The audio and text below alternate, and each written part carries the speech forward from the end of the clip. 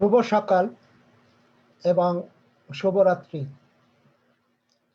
বকেয়া বেতন ভাতার দাবিতে আন্দোলন করতে গিয়ে চট্টগ্রামের বাঁশখালীতে পুলিশের গুলিতে শ্রমিক হত্যার প্রতিবাদে ও হত্যা বন্ধের বিচার বিভাগ তদন্তের দাবিতে প্রগ্রেসিভ ফ্রম ইউএসএ এর আজকের এই ভার্চুয়াল প্রতিবাদ সমাবেশ।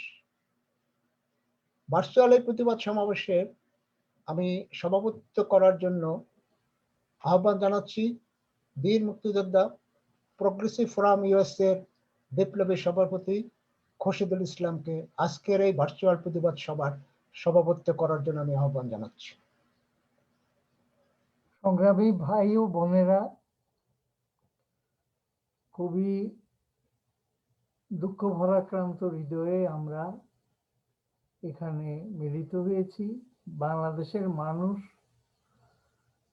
এখন রমজান মাসে, যেখানে লকডাউন চলতেছে সারা দেশে, সেই অবস্থায় এই দুঃসংবাদ 5 জন শ্রমিককে হত্যা এবং প্রায় 30-40 জন মানুষকে আরো গুলিতে আহত করা এবং অনেকের অবস্থা নাকি আশঙ্কাজনক, এই দুঃখজনক ঘটনাকে নিয়ে আজকে আমাদের নেতৃবৃন্দরা আলোচনা করবেন। ভবিষ্যতে যাতে এই ধরনের ঘটনা পুনরাবৃত্তি না হয়, অতীতেও একবার একই স্থানে এই বিদ্যুৎ কেন্দ্র শুরু হওয়ার আগেই এটা 2 দফা এখানে শ্রমিক হত্যার ঘটনা ঘটল। এটা অতীতেও বিচার হয়নি, এখনো আমরা এটা জানি না কি হবে। আমাদের এই ক্ষুদ্র প্রতিবাদে কোনো দাগ ফেলবে কিনা, কিন্তু আমরা এই হত্যাকে ভুলব না এবং ভবিষ্যতেও আমাদের সাধ্য অনুযায়ী তার বিচারের জন্য এবং শ্রমিকদের অধিকারের পক্ষে বক্তব্য রাখব। আজকে আমাদের এই সভা যেহেতু অনেকেই বক্তব্য রাখবেন, আমি আমাদের বক্তাদের কাছে বিনীতভাবে অনুরোধ করব সবাই যেন তাদের বক্তব্য 5 মিনিটের মধ্যে সমাপ্ত করেন। আর সঞ্চালকের কাছেও বিশেষভাবে অনুরোধ করব 5 মিনিট হয়ে যাওয়ার পরে আমাদের বক্তাকে অনুরোধ করে থামাই দিয়ে আপনারা পরবর্তী বক্তার কাছে যাবেন।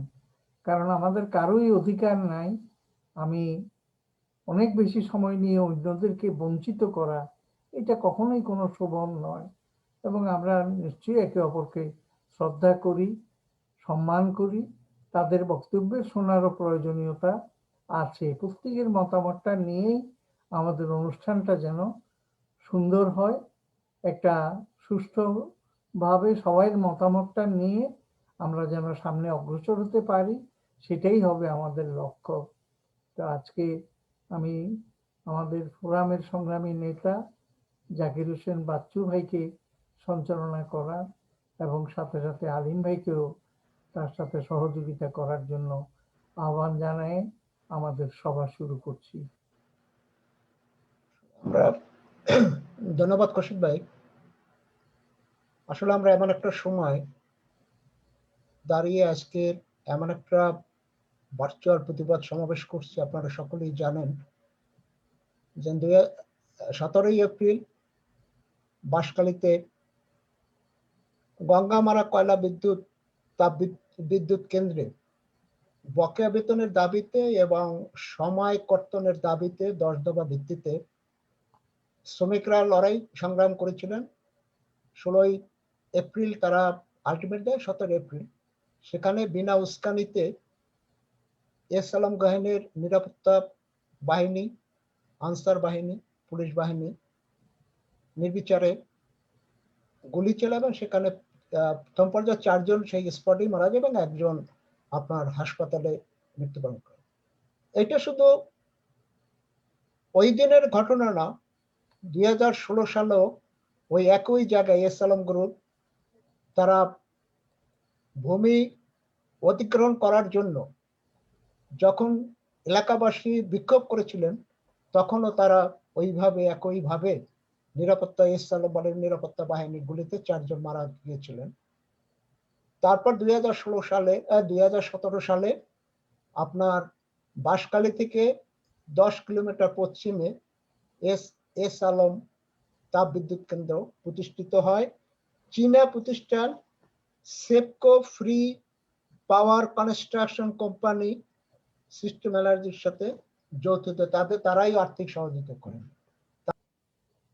ঘোষণায় বেশি সময় নষ্ট করবো না, যেহেতু বাংলাদেশ থেকে আমাদের মাঝে ইতিমধ্যে উপস্থিত আছেন মন্টু ঘোষ, আপনারা সবাই জানেন, শ্রমিক নেতা এবং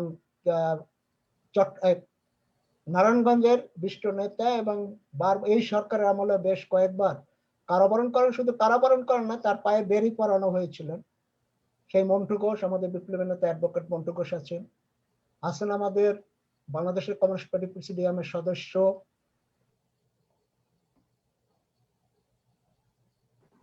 কাফি রতন, কমরেড কাফি রতন। জাকির ভাই আপনি মিউট হয়ে গেছেন।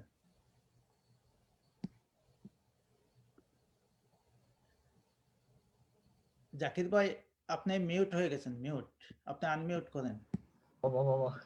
সরি। আছেন তপন দত্ত, চট্টগ্রাম ট্রেড ইউনিয়ন কেন্দ্রের বিপ্লবী সভাপতি, তাকে আমরা আমাদের এই ভার্চুয়াল আরো পেয়েছিলাম। আরো আছেন হীরাবাই, সে সবসময় আমাদের এই থাকেন। আর আমরা আর লোকাল যারা আছি, তো আমি আর বেশি আমার বক্তব্য এই পর্যায়ে এখন আমি শুরুতেই আর বরিশাল থেকে আসছেন কাজী এনায়েত হোসেন শিবলু ভাই, সেও কিছু 2-1 মিনিট কথা বলবেন আর কি। তো আমি এই পর্যায়ে আমার আর আলোচনা দীর্ঘায়িত না করে এখন আমাদের এই আজকের এই ভার্চুয়াল প্রতিবাদ সমাবেশের স্বাগত বক্তব্য রাখার জন্য আহ্বান জানাচ্ছি। আপনারা সকলেই জানেন এবং এই ভার্চুয়ালের মধ্যে দিয়ে আমাদের সকলের প্রিয় প্রোগ্রেসিভ ফোরাম ইউএস এর বিপ্লবী সাধারণ সম্পাদক আলিমউদ্দিনকে আমি স্বাগত বক্তব্যের মধ্যে দিয়ে আজকের এই অনুষ্ঠান আমরা শুরু করতে চাচ্ছি।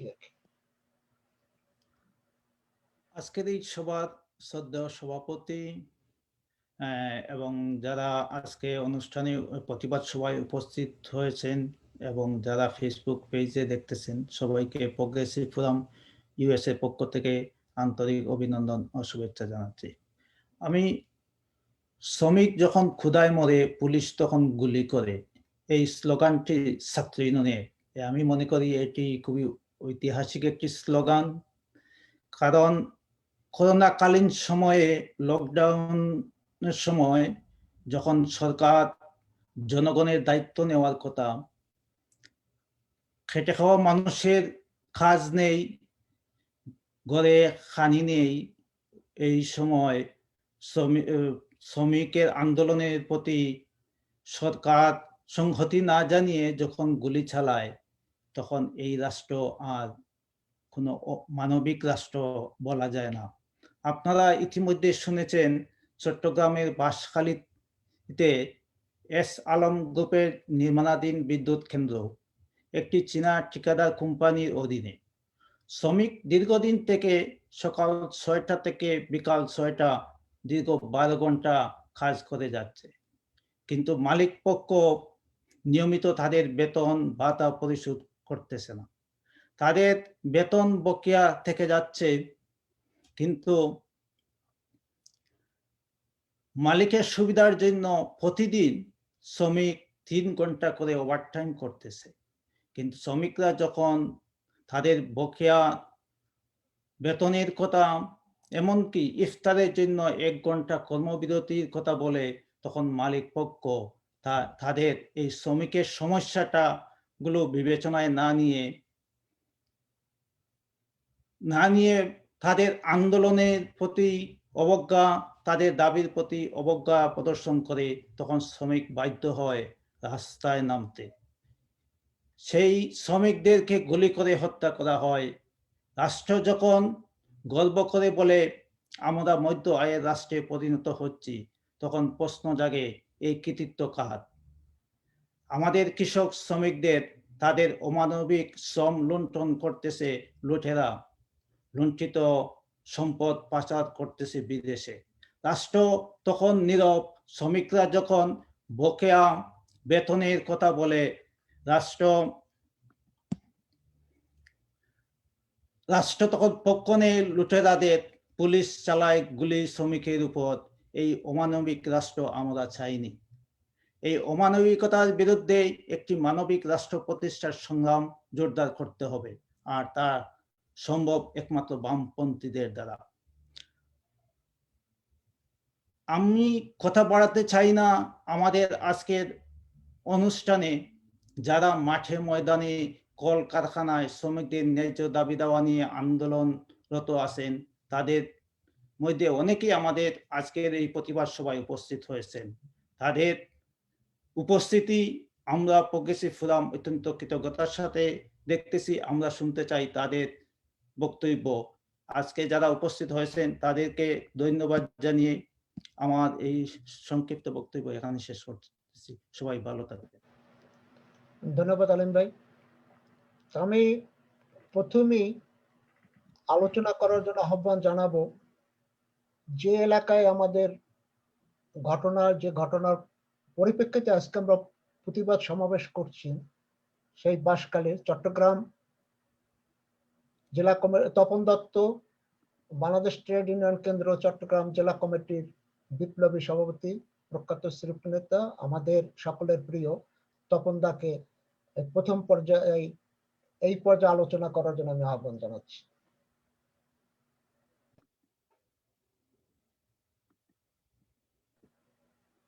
তপন দা একটু মিউট হয় না?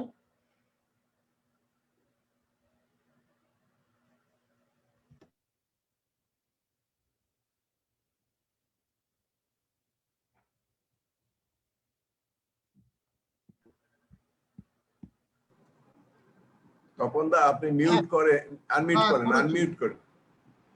করেছে শুনতে পাচ্ছেন এখন? পাচ্ছি এখন শুনতে।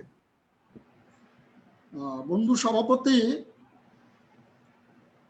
আপনারা বাঁশখালীর গন্ডামারায় বিদ্যুৎ কেন্দ্রে ঘটনা নিয়ে আজকে যে প্রোগ্রেসিভ ফোরাম ইউএসএ উদ্যোগ গ্রহণ করেছেন ভার্চুয়াল প্রতিবাদ, তার জন্য আপনাদেরকে উদ্যোক্তাদের ধন্যবাদ জানাচ্ছি সবাইকে। আগে দু একটা এরকম কর্মসূচিতে ইউএসএ প্রোগ্রেসিভ ফোরামের আমি অংশগ্রহণ করেছি। যাই হোক, সময় সংক্ষেপ, বেশি কথা বলার সম্ভব নয় এখানে। এটা তো ঘটনা, ওখানে যেটা ঘটছে এটার বহুমাত্রিকতা আছে ঘটনাগুলো। শ্রমিকের যেমন ন্যায্য ডিমান্ড আছে, ওই কারখানায় এখন প্রায় 6 থেকে 7,000 শ্রমিক কাজ করে এবং 12 ঘন্টা কাজ করানো হয়। এই 12 ঘন্টায় গ্যাপ, মাঝখানে খাওয়ার বিরতি খুব কম। ঘন্টায় 50 থেকে 90 টাকা পর্যন্ত মজুরি নির্ধারণ করা আছে এখানে। দৈনিক যদিও ঘন্টা হিসাবে মজুরি নির্ধারণ করা আছে, মজুরিটা দেওয়া হয় কিন্তু মাসের শেষে একসাথে। তো সেই জায়গায় দেখা যাচ্ছে প্রথম মজুরি পরের মাসে শ্রম আইনে 7 তারিখের মধ্যে দেওয়ার কথা, 7 কর্মদিবসের মধ্যে, সেখানে দেখা যায় প্রতি মাসে 20, 25 এমনকি মাস পরে মজুরিটা দেওয়া হয়। আর যদি আমরা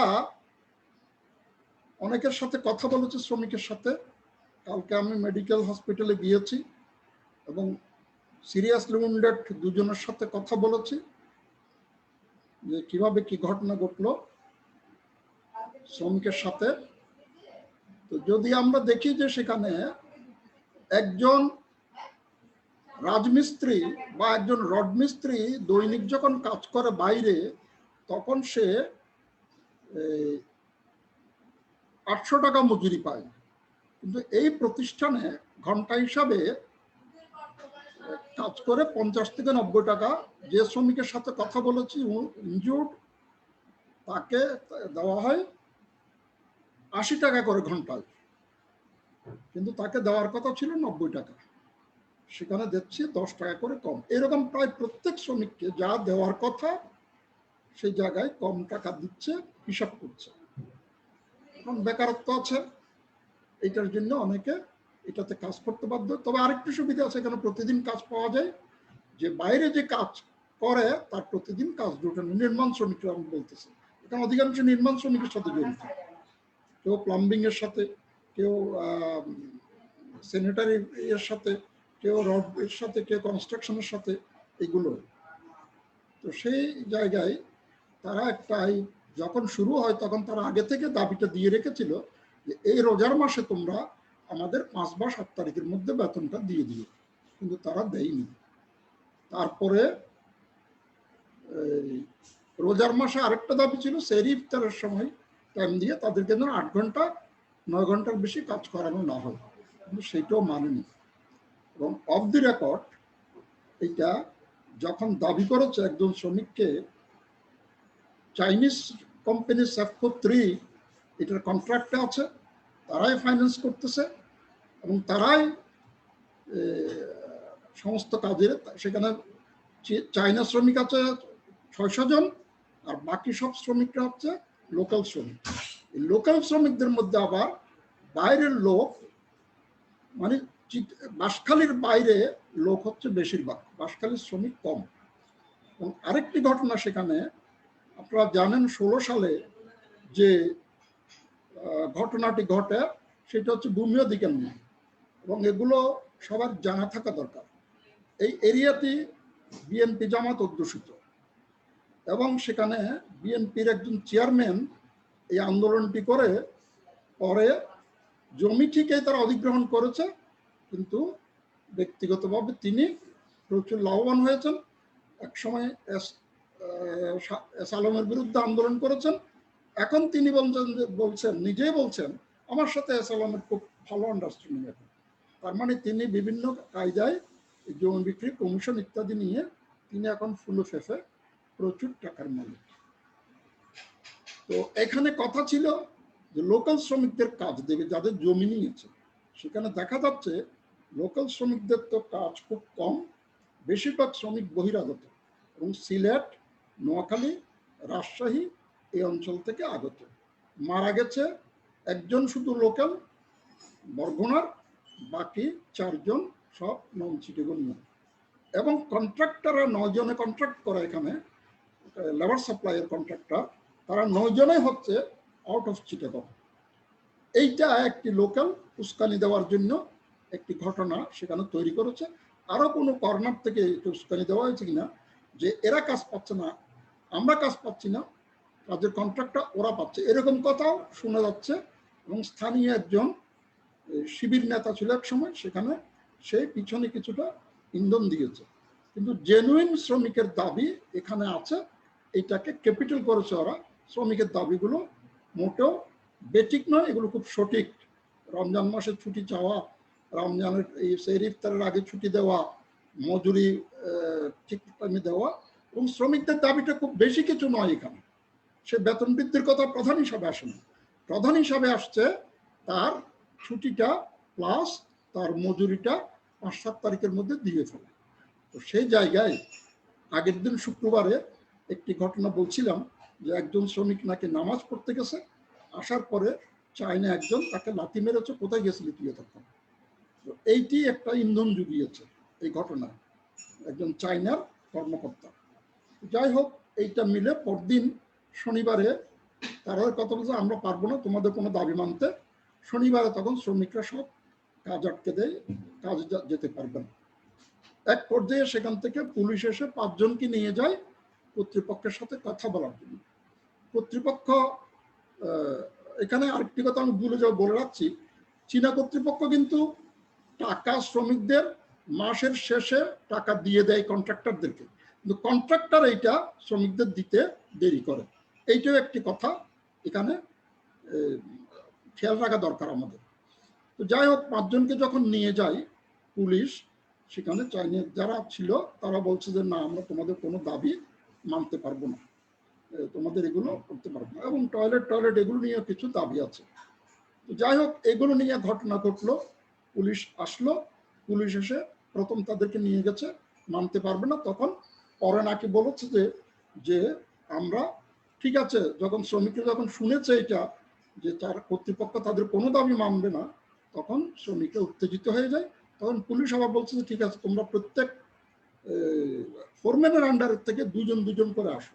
এবং তখন আরো কিছু শ্রমিক একসাথে গেছে, তখনও তাদের এই কথা, আমরা কোনো তোমাদের কথা দাবি মানতে পারবো না, এই কথা কাজে যোগ দিতে বাধা দিয়েছে। তখন পুলিশ আসছে, পুলিশের সাথে পাল্টাপাল্টি ধাওয়া দাবি, ইটপাটকেল এগুলো কিছু ছোড়া হয়েছে। এবং পুলিশ কালকে যে একজন ইনজুর্ড শ্রমিক হসপিটালে আছে, লোকাল শ্রমিক, সে তার কথায় পুলিশ প্রথমে টিয়ার গ্যাস ছুড়েছে, তারপরে আমরাও কিছু ইটপাটকেল ছুড়েছি, এক পর্যায়ে পুলিশ গুলি করেছে। আমরা পুলিশ যে গুলি করেছে সরাসরি, এবং সেইটা কোনো ক্রমে গ্রহণযোগ্য নয়, এটা নিন্দা করছি। দেশের এমনিতেই করোনার কারণে মানুষের হাহাকার চলছে, জীবন জীবিকা দুটোই নিয়ে হাহাকার চলছে, এবং প্রতিদিন টিভি খুললে দেখা যাবে রাস্তায় ঘাটে লকডাউন। এটা মানুষ কোনো ক্রমে মানতে চাইছে না, পেটের চাইতে লকডাউন মানাতে, জীবনের চাইতে এখন জীবিকা প্রধান হয়ে গেছে। আমরা তো জীবন জীবিকার চাইতে বেশি বলি, কিন্তু যে দিন মজুরি করে, যে বিকালবেলা সকালে কাজ করে বিকালে বেতন মজুরি পায়, তার পক্ষে তখন আর জীবনটা প্রধান থাকে না। ঘরে যখন বাচ্চারা কাঁদতে থাকে বা স্ত্রী পুত্রের কন্যার হাতে খাওয়া দিতে পারে না, তখন তার কাছে আর জীবনটা প্রধান থাকে না, জীবিকার কারণে সে ছুটে যায়। এই যে পরিস্থিতি গোটা দেশে হচ্ছে, এই জায়গায় পুলিশকে আরো অনেক বেশি ধৈর্যশীল হতে হবে। এখানে আরেকটি কথা প্রণিধানযোগ্য, গতকাল পরশু তারা বলছে কর্তৃপক্ষ আমরা সব দাবি মেনে নিয়েছি। এই দাবি যদি জেনুইন দাবি তুমি পরশু মেনে নিতে পারো, যে দাবি, সেই দাবি আগে যদি জেনুইন বলে এই দাবিগুলো মেনে নিয়েছে, এবং কোনো শ্রমিক এখানে একটু ইয়ে করে নাই, কিন্তু শ্রমিকদেরকে আজকে কেন বেঘরে প্রাণ দিতে হলো, এইটার একটা নিন্দা আমরা অবশ্যই জানাবো। এবং এই দাবিগুলো যে ন্যায্য দাবি, এটা স্বীকার করে নিয়েছে তারা, সেখানে বোধহয় বৈঠকে পুলিশ প্রশাসন ছিল, জেলা প্রশাসন ছিল, শ্রম দপ্তর ছিল, সব মিলে শ্রম দপ্তর সব মিলে এবং শ্রমিক, তারা বলছে শ্রমিক প্রতিনিধি কয়েকজন ছিল, সব দাবি মেনে নিয়েছে, এখন কাজে আসো। তো এটা বোঝা যাবে কখন কি দাবি মেনে নিয়েছে সেটা। তো আমি কথা আর বাড়াতে চাই না এখানে। তারা 3 লাখ টাকা করে ক্ষতিপূরণ দিয়েছে, 50,000 টাকা করে যারা ইনজুর্ড তাদেরকে দিয়েছে, কিন্তু এই টাকাটি নেহাতি অপ্রতুল।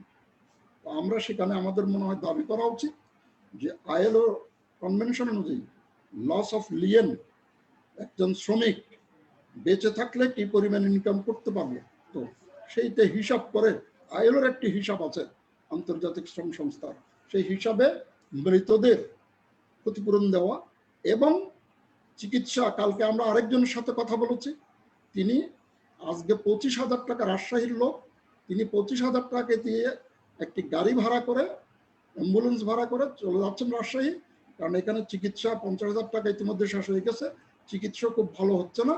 তো তারা হচ্ছে আমি রাজশাহী গিয়ে পরিবার পরিজন নিয়ে, আর লোকও নাই তাদের দেখাশোনার, বিদেশির লোক, বাইরের লোক, বিদেশি বলছি না, মানে নন চিটাগোনিয়ান লোক, এখানে তাকে দেখবে কে? তার আত্মীয় স্বজন লকডাউনের কারণে আসতে পারছেন, যাবে এবং পরে ইন্ডিয়া যাবে, তার কম্পাউন্ড ফ্র্যাকচার, এই গোটা হাতটা প্রায় নষ্ট হয়ে গেছে।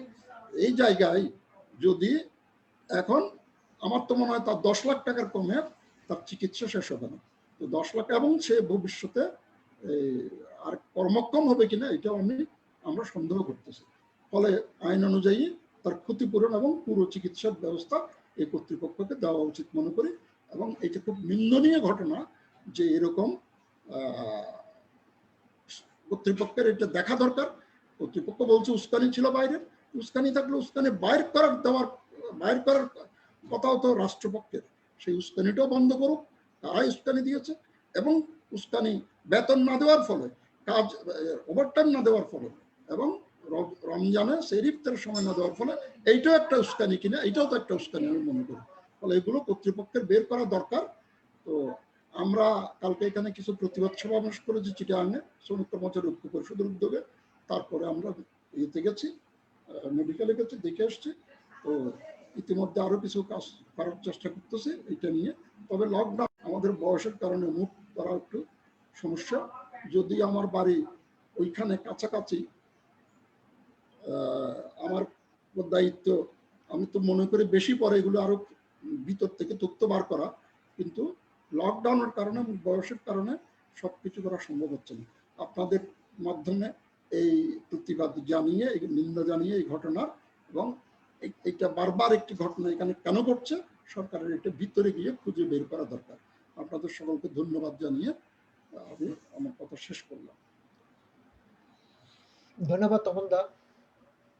এই পর্যায়ে আমি এখন এই ভার্চুয়াল প্রতিবাদ সভায় আলোচনা করার জন্য আহ্বান জানাচ্ছি মোহাম্মদ জাহাঙ্গীর। জাহাঙ্গীর ভাই লাইনে আছে, কিন্তু একটা কাজে উনি নিচে গেছেন, ওনার পাশের নিচে, ওনাকে বলে গেছে। জাহাঙ্গীর ভাই এখন পারবে না। এই পর্যায়ে এখন আমি আলোচনা করার জন্য আহ্বান জানাচ্ছি বাংলাদেশের কমিউনিস্ট পার্টির কেন্দ্রীয় কমিটির অন্যতম নেতা এবং চট্টগ্রামের আমাদের সকলের প্রিয় নেতা মিনাল সরকারকে। এখন আমি মিনাল চৌধুরীকে এখন আলোচনা করার জন্য আমি আহ্বান জানাচ্ছি।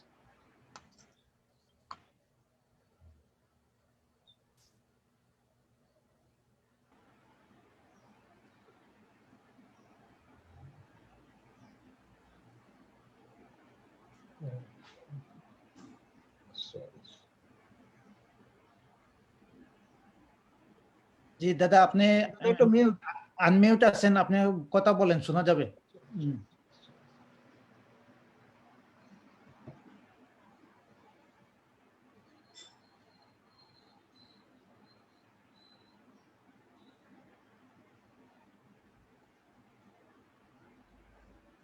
মিনাল দা, আপনাকে শোনা যাচ্ছে না।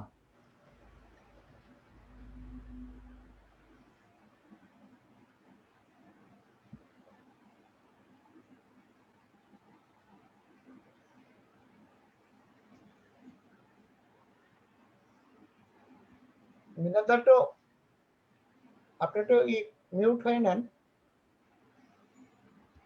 না, মৃণালদা আনমিউট আছেন কিন্তু ওনার সাউন্ডটা আসতেছে না। মৃণালদা বুঝতেই পারছেন না যে ওনাকে বলতে বলা হয়েছে, উনি তো কথাই বলছেন না, সাউন্ড আসবে কোত্থেকে? ওনাকে আনমিউট করতে বলো।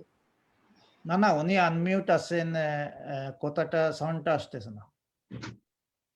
কথা বলছে না, সাউন্ড আসবে না। আপনারা পরবর্তীতে যান মিনালদার কাছে, পরে আসেন। তো আমি আসলে দুঃখিত, আমি আসলে মৃণালদা আমাকে বলছিল, কিন্তু আমি যে মৃণালদা বাংলাদেশের কমিউনিস্ট পার্টি আসলে না, মৃণালদাও। তো দুঃখিত আমি আমার পূর্বের ঘোষণার জন্য। তো এই পর্যায়ে আমি এখন আলোচনা করার জন্য আহ্বান জানাচ্ছি বাংলাদেশের কমিউনিস্ট পার্টি প্রেসিডিয়ামের সদস্য, বাম গণতান্ত্রিক ফ্রন্টের অন্যতম নেতা আব্দুল্লাহ আল কাফি, কমরেড আব্দুল্লাহ আল কাফি রতন ভাইকে আলোচনা করার জন্য আমি আহ্বান জানাচ্ছি।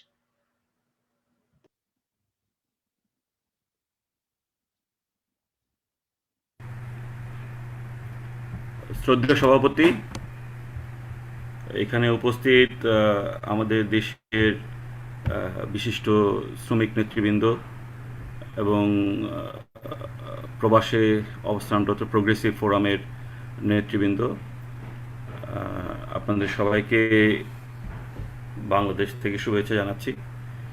আমরা আজকে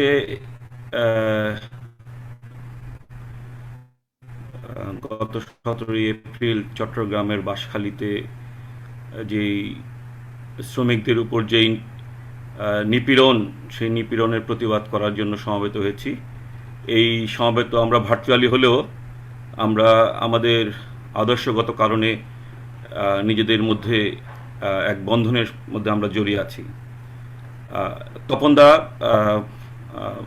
মানে ঘটনার গ্রাউন্ড লেভেলের যেই বক্তব্য সেইটা দিয়েছেন, সেই ইনফরমেশনগুলি সবই ঠিক আছে, এবং এখানে যে দাবিগুলি আছে, দাবিগুলি খুবই শুনলে মানে এত মানে আমরা আশ্চর্য হই যে এই দাবিগুলিও কেন মানে মানা সম্ভব হয় না। দাবিগুলির মধ্যে আমি 7টা দাবি শুধু আপনাদের সামনে তুলে ধরছি, খুবই সিলি দাবি ওই বিবেচনা যদি আমরা করি। প্রথম কথা হচ্ছে, এই যেই কনস্ট্রাকশন এরিয়া, সেই এরিয়াটা গ্রামের ভিতরে একেবারেই সমুদ্রের ধারে সম্ভবত, এবং সেইখানে একটা মানে যেহেতু একটা নির্মাণ কাজ চলতেছে, এবং তপনদা বলেছেন এটাই সত্য যে যারা ওইখানে কাজ করেন তারা অধিকাংশই হচ্ছেন চট্টগ্রামের বাইরে, হ্যাঁ, এবং একটা কনসেন্ট্রেশন ক্যাম্পের মতো করে রাখা হয়েছে। এখানে স্থানীয় মানুষের সাথে মেলামেশার সুযোগও কোনো নাই, কাজ ঘুম কাজ, এই একটা পরিবেশের মধ্যে কিন্তু শ্রমিকরা আছেন। এই শ্রমিকরা কিন্তু খুবই তরুণ শ্রমিক। যেই শ্রমিকরা মারা গেছেন, যেই 5 জন শ্রমিক মারা গেছেন, তাদের বয়স দেখলে আপনারা বুঝতে পারবেন। এখানে 5 জন শ্রমিক মারা গেছেন। রেজা 18 বছর, রনি 22 বছর, শুভ 24 বছর, রাহাত 22 বছর, রায়হান 18 বছর। এই যে তরুণ শ্রমিকরা, তাদেরকে বন্দির মতো করে রেখে সেখানে কর্মকাণ্ড চালানো হয়। তারা কি দাবি করেছিল? তারা দাবি করেছিল ওইখানে যে তীব্র সমুদ্রের ধারে, এটা আমরা বুঝতে পারি যে সুপেয় পানিরও কিন্তু বিশাল সংকট সেখানে রয়েছে। পানির সমস্যার সমাধান করতে হবে, টয়লেট এবং বাসস্থানের সমস্যার সমাধান করতে হবে।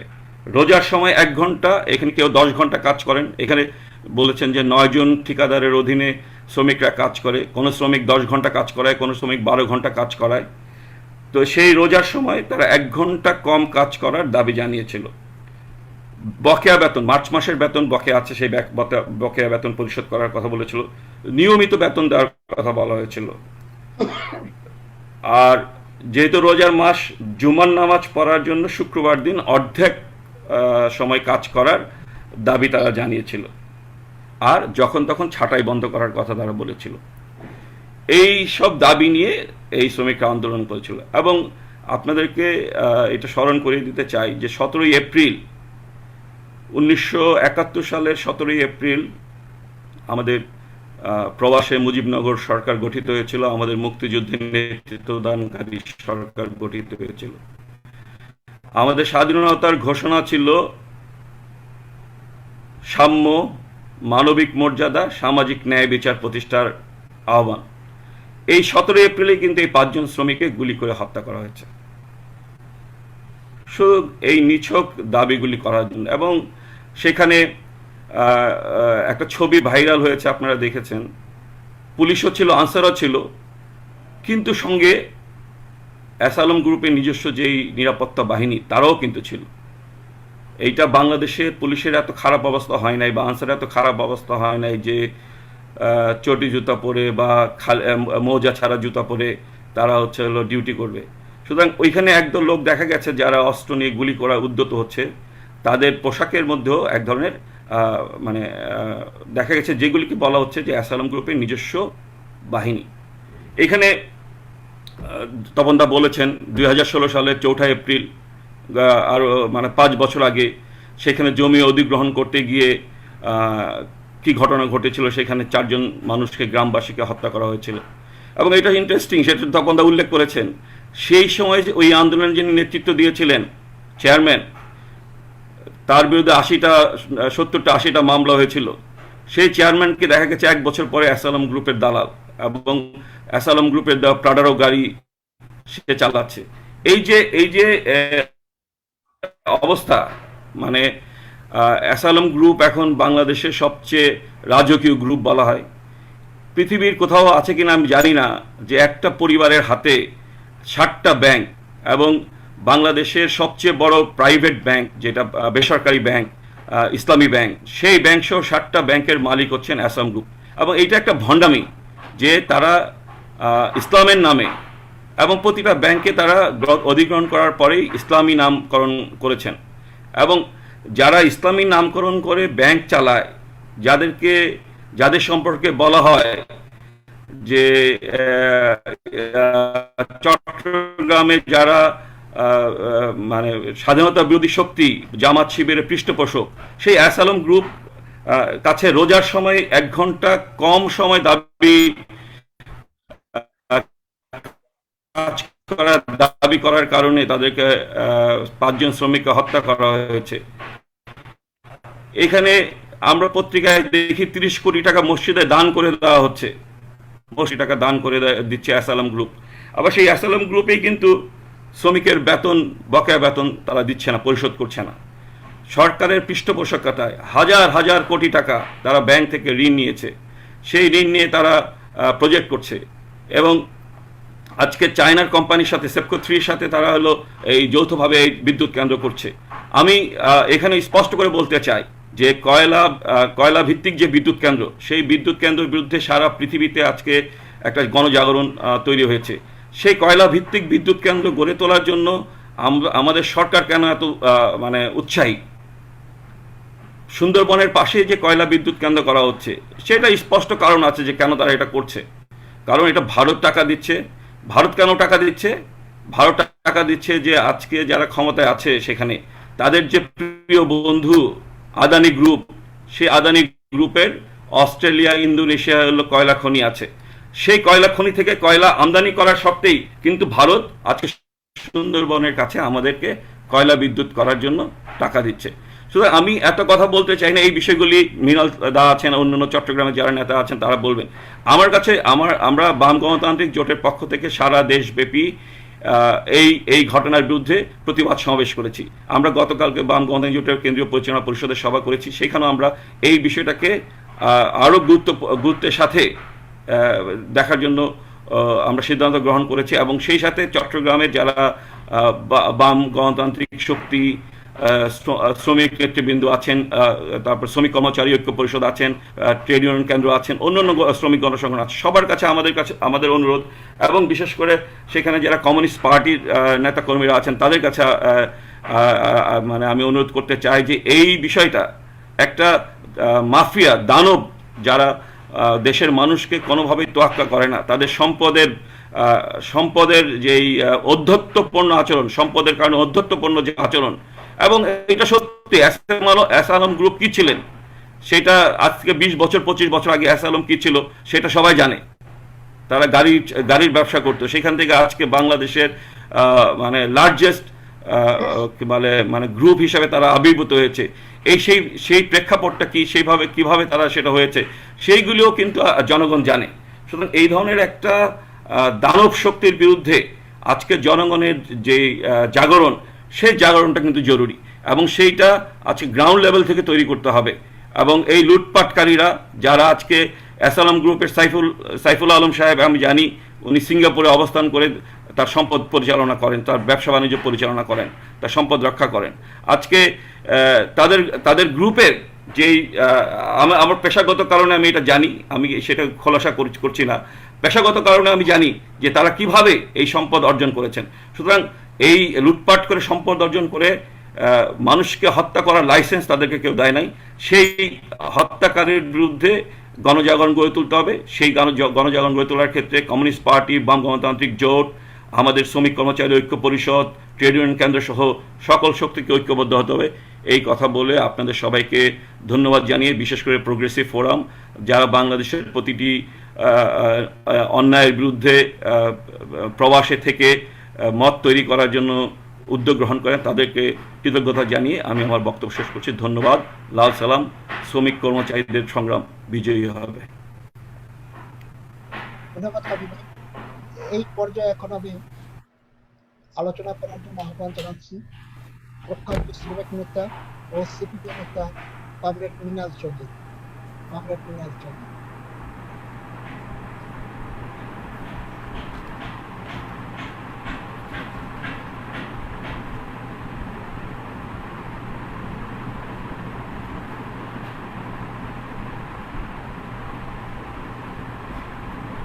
দাবি আছে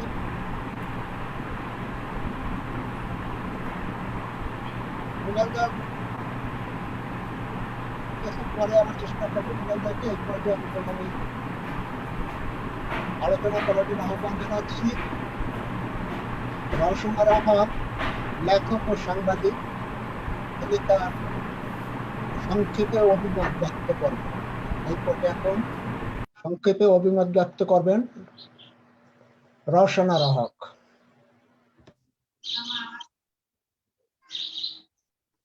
জাকির ভাই, রওশন আপা বোধহয় চলে গেছেন, আপনি মহসিন ভাইকে দিয়ে দিতে পারেন।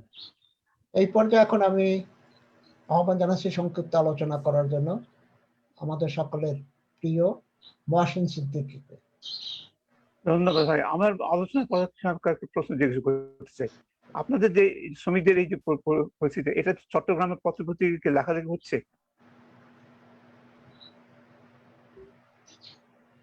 হ্যাঁ তপন বাবু, লোকাল পত্র-পত্রিকা এই শ্রমিকদের এই পরিস্থিতি সম্পর্কে লেখালেখি হচ্ছে কিছু? না, গতকাল পর্যন্ত হয়েছে, আজকের খবর জানি না।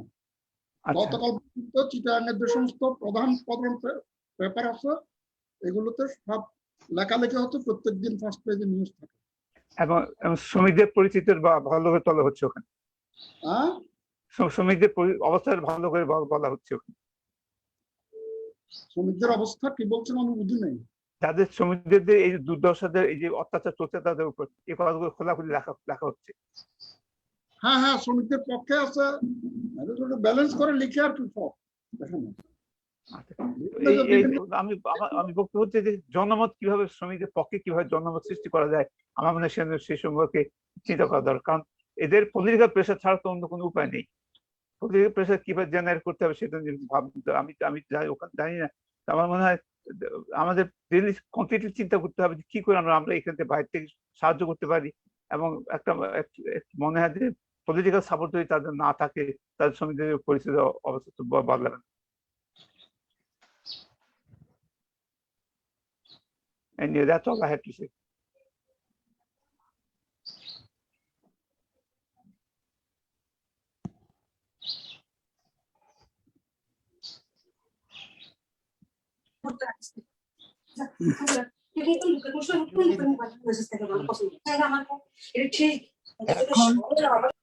মহসিন ভাই আপনি কি শেষ? জি মহসিন ভাই শেষ। ওকে, আমি এই পর্যায়ে এখন আলোচনা করার জন্য আহ্বান জানাচ্ছি মোহাম্মদ জাহাঙ্গীর, বাংলাদেশ কলেজ বিশ্ববিদ্যালয় শিক্ষক সমিতির কেন্দ্রীয় কমিটির সাধারণ সম্পাদক ও সিপিবি নেতা মোহাম্মদ জাহাঙ্গীর আলম। সম্মানিত সভাপতি, শুনছেন আপনারা? যে জাহাঙ্গীর ভাই শুনতে শুনছি, পাচ্ছেন? সংক্ষিপ্ত জাহাঙ্গীর ভাই শুনছি। আচ্ছা, আমি আসলে বেশি কিছু বলতে পারার মতন অবস্থাও নাই, কারণ আমি তো সরজমিনে এই বিষয়টা জানি না। আমি তপনদার আলোচনা শুনছি, নিউজও দেখছি। গতকাল তপনদা শ্রমিকদের সাথে সরাসরি কথা বলার জন্য চট্টগ্রাম মেডিকেল কলেজ হাসপাতালে গিয়েছিলেন। এখন যে বিষয়টা প্রধানত হচ্ছে যে আমাদের দেশের শ্রমিক আন্দোলনের ক্ষেত্রে একটা তো বড় সমস্যা চলছে, সেটা প্রধান সমস্যাটা হচ্ছে যে শ্রমিক যা আছে কাজ হচ্ছে তার থেকে কম। সুতরাং কম পাওয়ার কারণে শ্রমিকদেরকে এই পদ্ধতিতে শোষণ করার জন্য বা তাদের উপর নির্যাতন করে কাজ করিয়ে নেওয়ার যে অবস্থান সেটা বিরাজ করছে। কারণ একটা কাজের জন্য যদি 5 জন প্রার্থী থাকে, সুতরাং একজনের যে সুবিধা, একজন পাইতে চাইলে তাকে তো অনেকগুলো ছাড় দিয়ে পেতে হয়। মানে তপনদা ঠিকভাবেই বলেছেন যে আসলে এখানে তো মূলত কাজটা করতেছে এসালম, তারা কন্ট্রাক্ট দিছে চাইনিজ কোম্পানিদেরকে, ওরা দিছে আবার সাব কন্ট্রাক্ট, একটার পর একটা কন্ট্রাক্টের এগুলো পরিবর্তন হচ্ছে। সাব কন্ট্রাক্ট হয়তো আরেকজন গ্রুপকে কন্ট্রাক্ট দিছে, একটার পর একটা স্তর বাই স্তর যখন যাচ্ছে, প্রত্যেকে তাদের একটা অংশ এখান থেকে হিস্সা নিয়ে যাচ্ছে। স্বাভাবিকভাবে শ্রমিকরা যে পরিমাণ টাকা পাওয়ার কথা, বেতন ভাতা দিয়ে পাওয়ার কথা, সে পরিমাণ বেতন ভাতা দিয়ে সেখানে পাচ্ছেন না। এবং এই যে 10-12 ঘন্টা মানে কাজ করানোর বিষয়টা আমাদের দেশে কিন্তু, এটা ধরেন গার্মেন্টস এর যদি কাজের কথা ধরেন, অথবা আমাদের দেশে কনস্ট্রাকশন যে কোম্পানিগুলো এখন গড়ে উঠছে, ডেভেলপার কোম্পানি যেগুলো আমরা মনে করতেছি গড়ে উঠছে, এখানেও কিন্তু কাজগুলো চলতেছে প্রায় ম্যাক্সিমামই হচ্ছে 10 থেকে 12 ঘন্টা হিসাবের উপর ভিত্তি করেই তাদেরকে মজুরি বা অপরাপর কাজটা দেওয়া হয়। বলা হয় 8 ঘন্টা, কিন্তু কন্ট্রাক্টররা সেটা করতে চায় না। কন্ট্রাক্টর হিসেবে ছোট ছোট জায়গায় যারা কাজ করে তারাও একসময় কিন্তু আসলে শ্রমিক ছিলেন, তারা হয়তো একটু হয়ে তারা কন্ট্রাক্ট হিসেবে কাজ করে। এখানে হয়তো এরকম পর্যায়ের অবস্থাতে নাই। প্রথম হচ্ছে যে আমাদের দেশে ট্রেড ইউনিয়ন আন্দোলনটা এভাবে দাঁড়িয়েছে, ভিক্ষা দিস না কুত্তা সামলা, এই ধরনের একটা চট্টগ্রামের ভাষায় একটা প্রবাদ আছে। এইরকম একটা অবস্থার মধ্যে আমাদের দেশে ট্রেড ইউনিয়ন বার্গেনিং করার কোনো ক্যাপাসিটি আমাদের এখানে নাই। এবং যে জায়গাতে এই কারখানাটা গড়ে উঠতেছে, এটা তো এখনো কারখানা হয় নাই, হবে, এটা কনস্ট্রাকশনের কাজটা চলছে। তো কনস্ট্রাকশনের কাজ চলার পরবর্তী পর্যায়ে কারখানা যখন মানে বিদ্যুৎ উৎপাদনের প্রক্রিয়া যখন যাবে, তখন হয়তো শ্রমিকদের তাদের যে কোম্পানিদের কাছে চলে গেলে তখন তারা তাদের মতো করে হয়তো নিয়োগ বা অপরাপর এই জায়গাগুলো এগুলো মেনটেন করে চলার জন্য।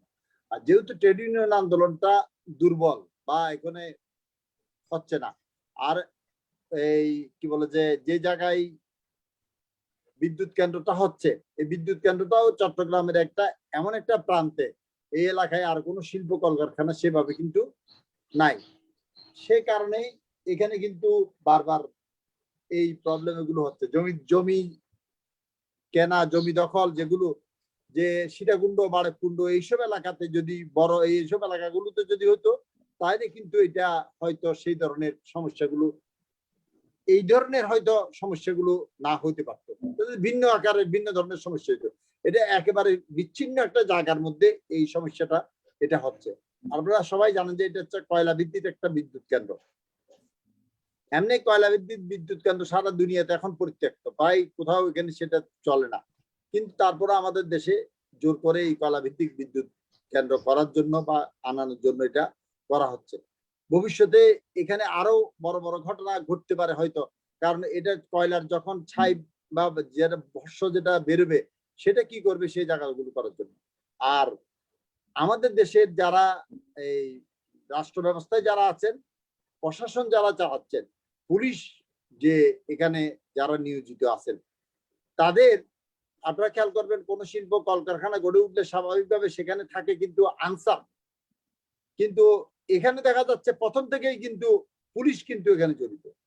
এটা জানি না সেখানে কোনো পুলিশের সাব স্টেশন করেছে কিনা, আলাদা সাব স্টেশন করে পুলিশ নিয়োগ দেওয়া হয়েছে কিনা, পুলিশ ফাঁড়ি করে পুলিশ নিয়োগ দেওয়া হয়েছে কিনা আমি বলতে পারবো না, তখন জানেন কিনা বা কেউ জানেন কিনা এটা জাহাঙ্গীর ওখানে ফাঁকা আছে, পুলিশ ফাঁড়ি। পুলিশ ফাঁড়ি করছে না একটা? না, 16 জন ওখানে ডেপুটেড আছে, ডেপুটেড আছে। আচ্ছা, যাই হোক। তাহলে ঠিক আছে, আমি যেটা জানতে চাই, এই যে পুলিশ ফাঁড়ি করে সচরাচর কারখানা হলে তো সেখানে আনসারকে দিয়ে করা হয় পুলিশের, এবং এই যে পুলিশ স্বাভাবিকভাবে এরকম, আমরা তো বড় বড়, আমি ব্যক্তিগত জীবনে একসময় শ্রমিক আন্দোলনের সাথে তপনদার সাথে আমি যুক্ত ছিলাম, তপনদাও বড় বড় শ্রমিক আন্দোলনের সাথে ছিলেন। পুলিশটা স্বাভাবিকভাবে প্রথমে হয়তো পুলিশ স্বাভাবিকভাবে এইসব এই ক্রাউড ইয়া করার জন্য তারা একটা পদ্ধতি ব্যবহার করে, কিন্তু এইভাবে একদম সরাসরি গুলি করে লোক মারার যে প্রবণতা, মানে যে টেন্ডেন্সি, এটা কিন্তু খুবই আমাদের দেশের জন্য, যে কোনো ধরনের আন্দোলন, ভবিষ্যৎ যে কোনো ধরনের আন্দোলনের জন্য একটা ভীতকর অবস্থা।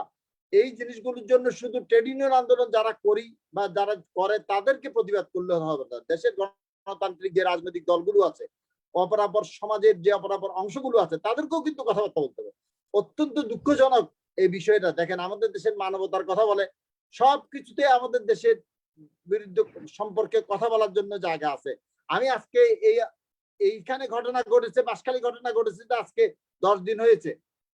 এর চাইতে অনেক ক্ষুদ্র ঘটনা নিয়ে টেলিভিশনে কিন্তু আলাপ আলোচনা হয়, কিন্তু এই বাঁশখালীতে 5 জন শ্রমিককে নির্মম ভাবে পাখির মতো গুলি করে মেরে ফেলা হয়েছে। কোনো কথা কিন্তু এখানে কিন্তু হয় নাই, কেউ কোনো কথাই কিন্তু বলছেন না, বা তাদের দিক থেকে কোনো ধরনের কোনো কিছু আসছেন না। সামান্য বিষয়, লকডাউন পরিস্থিতি আছে, করোনা আছে, করোনার উপর একটা বড় মহামারী, এইটা এসে দাঁড়াইলো। সামগ্রিক সবকিছু বিবেচনা করে আমাদের দেশের কিন্তু মানে মানুষের যে চিন্তার যে জায়গাটা, শ্রমজীবী মানুষের পক্ষে যে কথা বলার যে জায়গা বা যে শক্তিটা, এটা অত্যন্ত ক্ষীণ এবং দুর্বল হয়ে গেছে। এবং সেই জায়গাটাকে যদি আমরা পুনরুদ্ধার করতে না পারি, মানুষের মৌলিক অধিকারের মধ্যে তো শ্রমিকদের যে বেতন পাচ্ছে না, খেতে পাচ্ছে না, তখন খুব ভালো করেই বলছে যে এই লকডাউনে তো বলে রাখছে এটা হচ্ছে লিমিটেড লকডাউন। আমাদের কালকে হোসেন জিল্লুর রহমান একটা কি বলছে, শব্দ উচ্চারণ করেছেন, দেখলাম যে এটা হচ্ছে সৃজনশীল লকডাউন। এটা বিবেচনা, ওনারা কল কারখানা অপরাপর সবকিছু খোলা রাখবে, কিন্তু কিছু মানুষ যারা দিন আনি দিন খায় তাদের কাজগুলো বন্ধ করে রাখবে। লক্ষ্য করছেন যে রিক্সাওয়ালারা রাস্তা রিক্সা চালাচ্ছে, রিক্সাটা উল্টে দিয়ে পাম্প বন্ধ করে দিয়ে তাহলে সে বিকেল বেলা গিয়ে কোথায় খাবে, কি করবে, তার জন্য তো কোনো ব্যবস্থা নাই। বলছে যে তার দিকে আমরা একটা প্রণোদনা দিচ্ছি, কি প্রণোদনা কোথায় পাচ্ছে? সে যখন গ্রামের ন্যাশনাল আইডি কার্ডটা নিয়ে কাউন্সিলরের কাছে যায়, কাউন্সিলর তাকে প্রণোদনা দেয় না, বলে যে তুমি আমার এলাকার লোক না।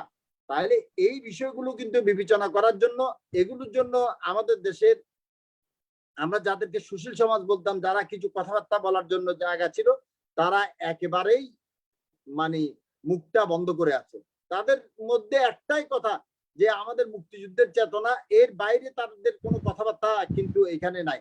আমাদের গরিব মানুষ খেতে পায় না, বা গরিব মানুষকে নির্বিচারে গুলি করে পাখির মতো মেরে ফেলা হচ্ছে, তাদের জন্য যে কথা বলা, আমাদের যুদ্ধে কি কৃষক শ্রমিকেরা কি অংশগ্রহণ করে নাই?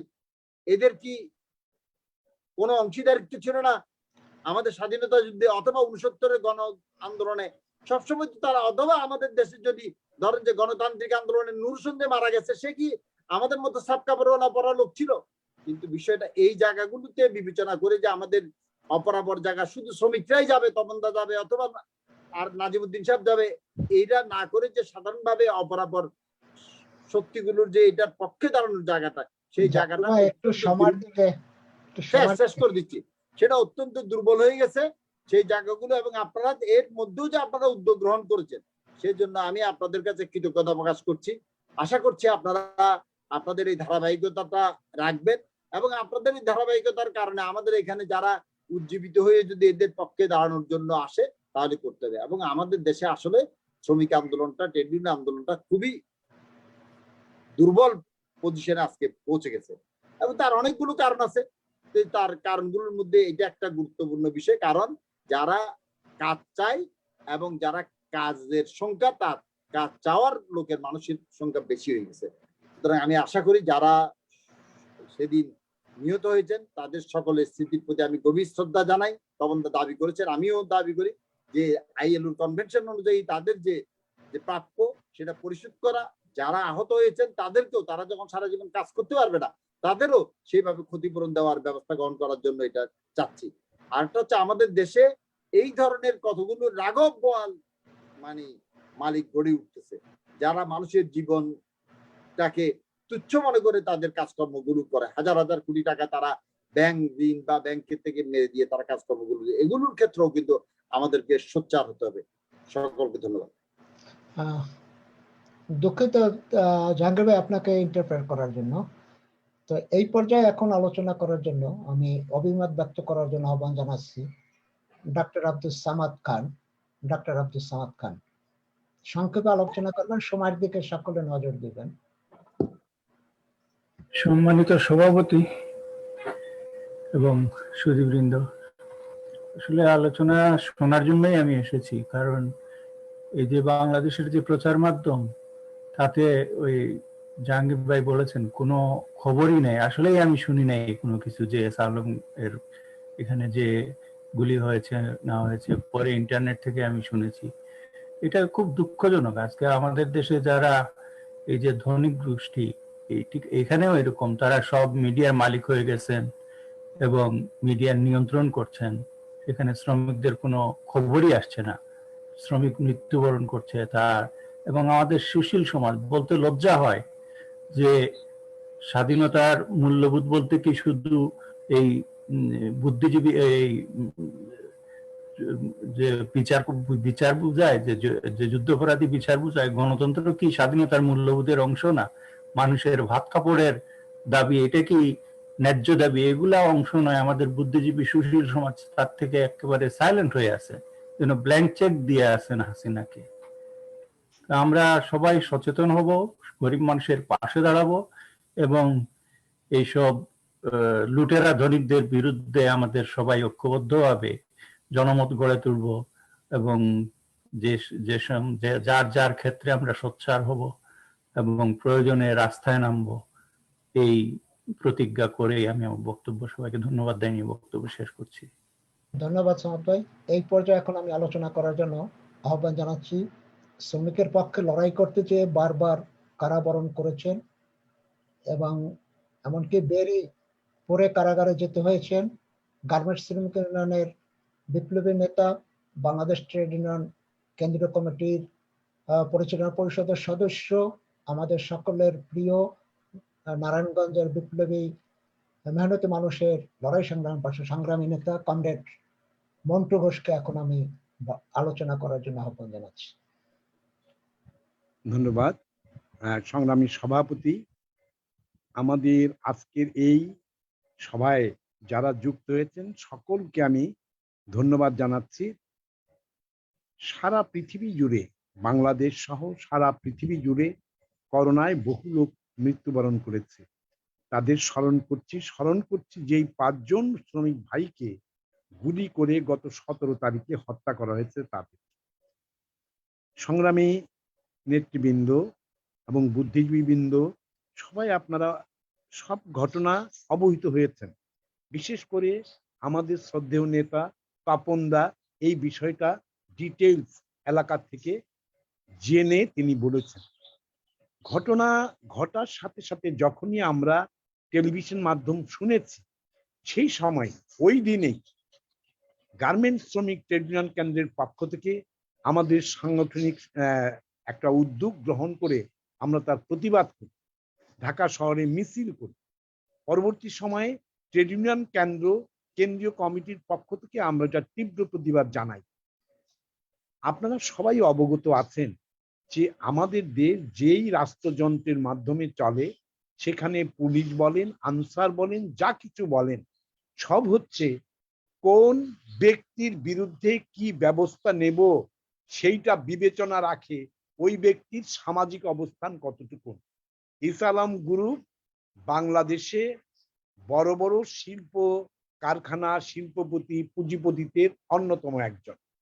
তার বিরুদ্ধে কতটুকুন ব্যবস্থা নিতে হবে, তার কথা কতটুকুন পালন করা হবে, সেইটা নির্ভর করে তার সামাজিক অবস্থানের উপরে।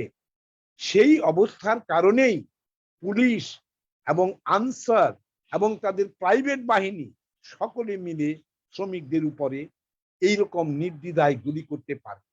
দাবির প্রশ্নে আমাদের পার্টির প্রেসিডিয়াম সদস্য কমরেড রতন বিস্তৃতভাবে বলেছেন। এটা আমি রিপিট করতে চাচ্ছি না, শুধু বলতে চাচ্ছি বাংলাদেশে প্রতিবাদের যে ঝড় এই ঘটনায় হওয়া উচিত ছিল সেইটা করোনা মহামারীর কারণে কম হয়েছে, এটা সঠিক। কিন্তু এইটাকে বাংলাদেশের শ্রমিক শ্রেণী কোনো মতেই বরদাস্ত করবে না, ছেড়ে দেবে না। এই কথা আমরা বিভিন্ন এলাকায়, বিশেষ করে নারায়ণগঞ্জে এইটার ভীষণ রকমের প্রতিবাদ করেছে গার্মেন্টস শ্রমিক ট্রেড ইউনিয়ন কেন্দ্র, বাংলাদেশ ট্রেড ইউনিয়ন কেন্দ্র, বাসদের শ্রমিক বন্ধুরা সকলেই।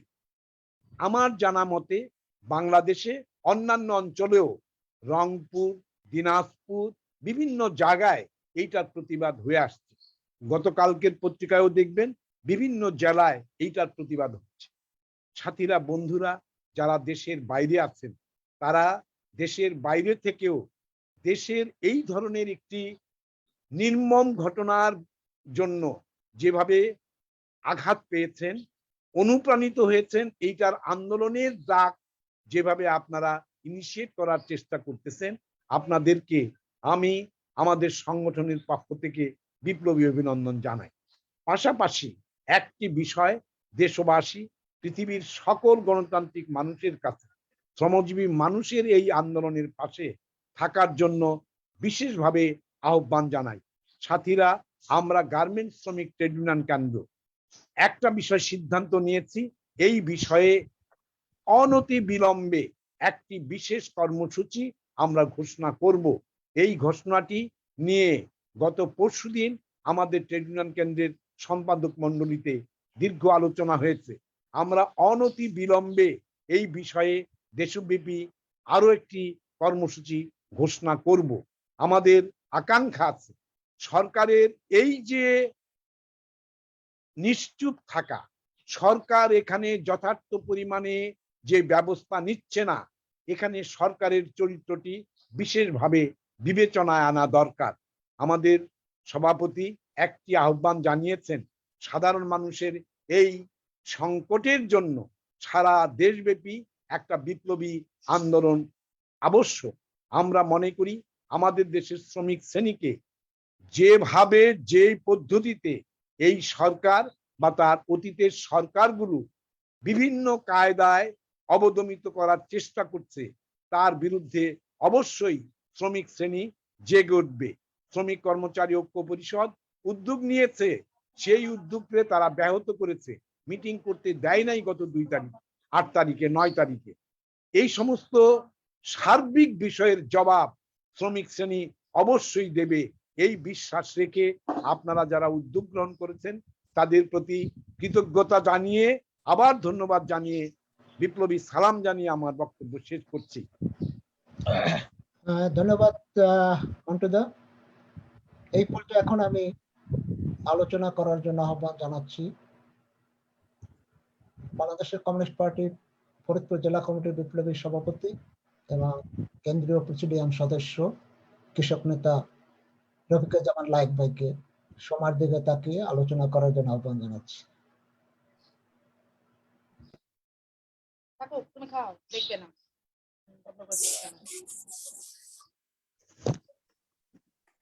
বাচ্চু ভাই শোনা যায়? শোনা যায়।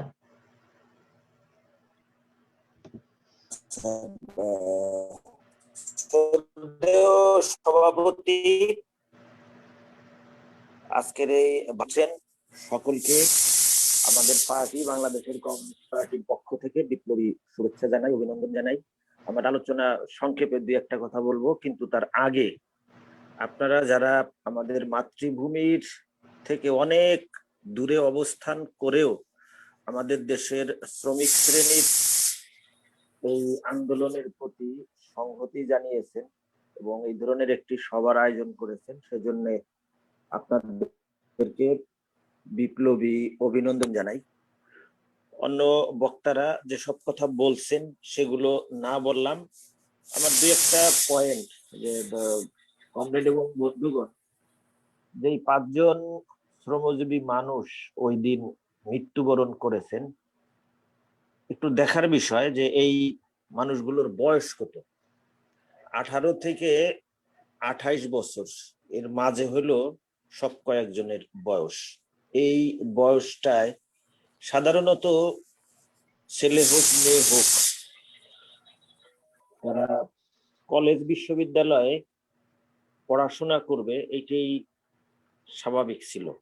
কিন্তু পেটের তাগিদে, জীবিকার তাগিদে এই কৈশোর উত্তীর্ণ যুবকরা একটি কষ্টদায়ক পেশায় তারা নিয়োজিত ছিল। কিন্তু কি নিষ্ঠুর পরিহাস যে তাদের ন্যায্য পাওনা চাইতে যে তাদেরকে প্রাণ দিতে হয়েছে।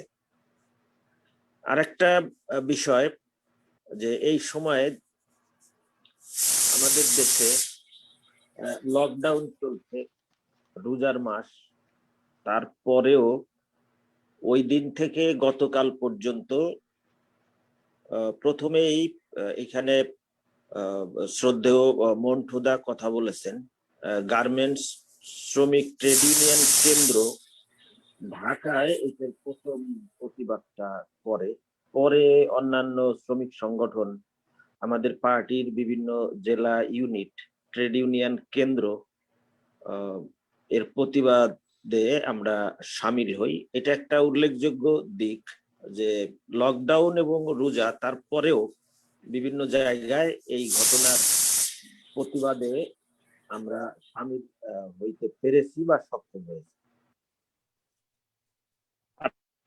একটা দিক হলো যে যেই ব্যবস্থার মধ্য দিয়ে আমরা চলছি, আমাদের দেশের শ্রমজীবী মানুষ, সাধারণ মানুষ এটা আবারও প্রমাণ করে যে এই ব্যবস্থা এবং চলতি হওয়ার যে রাজনীতি, এইটা আমাদের দেশের 71 সালে মানুষ যে আকাঙ্ক্ষা নিয়ে যুদ্ধ করেছিলেন, প্রাণ দিয়েছিলেন, সেই আকাঙ্ক্ষার সাথে আজকের এই বাংলাদেশ সামঞ্জস্যপূর্ণ না।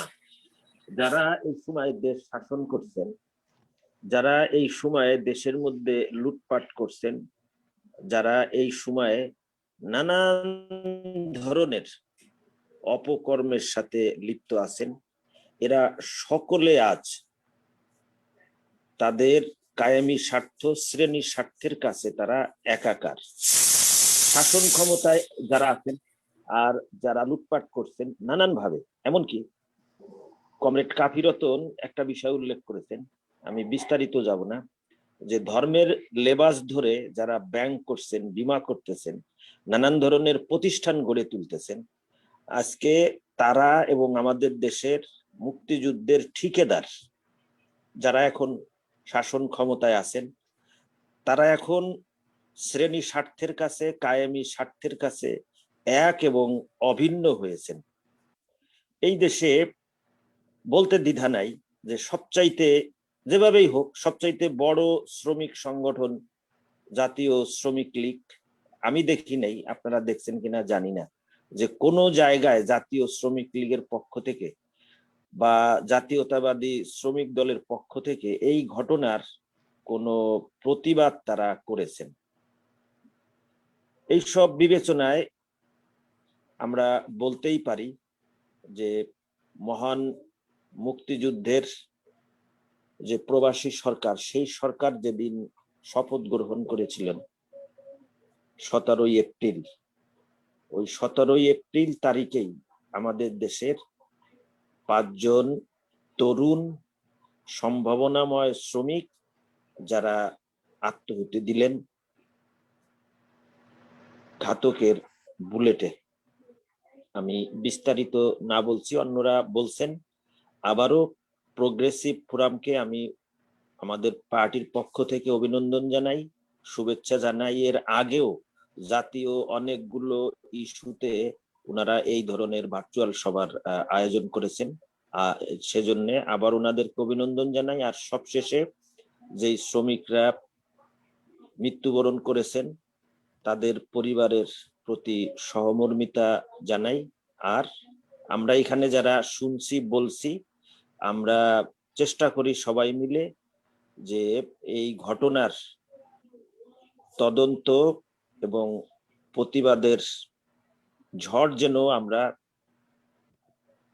কন্টিনিউ রাখতে পারি, সেই আহ্বান রেখে আপনাদেরকে ধন্যবাদ জানিয়ে শেষ করছি। বিপ্লবীর শুভেচ্ছা এবং লাল সালাম। ধন্যবাদ লায়েক ভাই। এই পর্যায়ে এখন আমি আলোচনার জন্য আহ্বান জানাচ্ছি সাবেক ছাত্রনেতা, একসময় তুকুর ছাত্রনেতা এবং আমার সহযোদ্ধা, বরিশালের বিভিন্ন খেটে খাওয়া মানুষের পক্ষের সাথী কাজী এনায়েত হোসেন শিবলুকে সংক্ষিপ্ত আলোচনা করার জন্য আমি আহ্বান জানাচ্ছি। ধন্যবাদ। আজকের প্রোগ্রেসিভ ফোরাম কর্তৃক আয়োজিত এই সভার সম্মানিত সভাপতি এবং উপস্থাপক আমার বন্ধু জাকির হোসেন বাচ্চু ভাই, আমি বিশেষ করে এই বিষয়ে ইতিমধ্যে যে কথাগুলো এসেছে আমি তার সূত্র ধরে যে কথাটি বলতে চাচ্ছি, ইতিমধ্যে তপনদা এবং মিনাল চৌধুরী ওনারা কিন্তু একেবারে প্রকৃত ঘটনাটা এলাকার মানে অনেকটা তথ্য দিয়েছেন এবং তার উপর ভিত্তি করে যে কাফি ভাই এবং জাহাঙ্গীর ভাই যে বিশ্লেষণটা করেছেন সেটা তারপরে আসলে এই বিষয়ে তেমন কিছু কথা থাকে না। তারপরে আমি যে কথাটি বলতে চাচ্ছি, আসলে আপনি এই যে শ্রমিক যেখানে মারা গিয়েছে 5 জন, সেই মানে অবস্থাটা যদি আমরা বিশ্লেষণ করি, সেখানে কিন্তু একটা কন্ট্রাক্ট জবের জায়গায় গিয়েছে। ওখানে কিন্তু একটা প্রকৃত শ্রমিক যে শ্রেণীর যে চরিত্রটা সেটা কিন্তু ফুটে উঠতে পারেনি, কারণ ওখানে এখন শুধুমাত্র উন্নয়নের কাজটা চলতেছে এবং বিদ্যুৎ কেন্দ্রের যে পরবর্তী যে শ্রমিকের যে মূল কাজটি সেটা কিন্তু শুরু হয়নি। তাহলে আমরা লক্ষ্য করি যে আমরা বাংলাদেশে দেখেছি যে ইটের ভাটায় কিন্তু আপনার কন্ট্রাক্ট জব নিয়ে এসে মানুষকে কিন্তু এক প্রকার বন্দি করে, শিকল বন্দি করে কিন্তু অনেক তাদের কাছে শ্রম তাদেরকে কেড়ে নেওয়া হয় এবং সেখানে কিন্তু অত্যন্ত মানে অমানবিক ভাবে তাকে কিন্তু সেই রকম একটি চিত্র কিন্তু এই বাঁশখালী একটা নির্জন জায়গায়, যেখানে আসলে এখন পর্যন্ত উন্নয়নের দিনে এবং বিশেষ করে আমি বাঁশখালীর যে মানে যে কথাগুলো আপনাদের আলোচনা থেকে আসে, সেখানে একটা যে তাপ বিদ্যুৎ কেন্দ্র গড়া হচ্ছে, এখানে কিন্তু একটা লোক অন্তরালেই মানে আসলে এখন একটা ধনিক শ্রেণীর একটা লুটেরা ধনিক শ্রেণী কিন্তু গড়ে উঠছে এবং এটা জবাবদিহিতাহীন এবং তাদের সাথে পাহারা দিচ্ছে আজকে পুলিশ প্রশাসনের কিন্তু চরিত্রটা কিন্তু অন্যরকম। তারা কিন্তু অনেকটা কন্টাকেও কিন্তু চালাচ্ছে। দেখুন দেখা যাচ্ছে যে বড় বড় শিল্পপতিদের সাথে এই যে যেটা আনসারের কথা চলছে, এরকম কিন্তু পুলিশ কিন্তু এরকম ইজাদার হিসেবে কিন্তু অনেক জায়গায় আপনার থানার নাম করে তারা কিন্তু তাদেরকে পাহারাদার হিসেবে এই পাহারাদার হিসেবে এই কাজটা করেছে। আর একটা জিনিস হচ্ছে বাংলাদেশের এই মুহূর্তে যে এক ধরনের একটা মব তৈরি করা হচ্ছে, মব সন্ত্রাস। যেটা আমরা কিছু আগে লক্ষ্য করেছি, বাংলাদেশে কিন্তু জঙ্গি বিভিন্নভাবে কিন্তু জঙ্গি উস্কানি দিয়ে মানে ধর্মীয় লেবাসে কিন্তু এক ধরনের জঙ্গি প্রবণতা করছে এবং যে মানে সারা বাংলাদেশে তারা কিন্তু এই বিস্তার লাভ করেছে।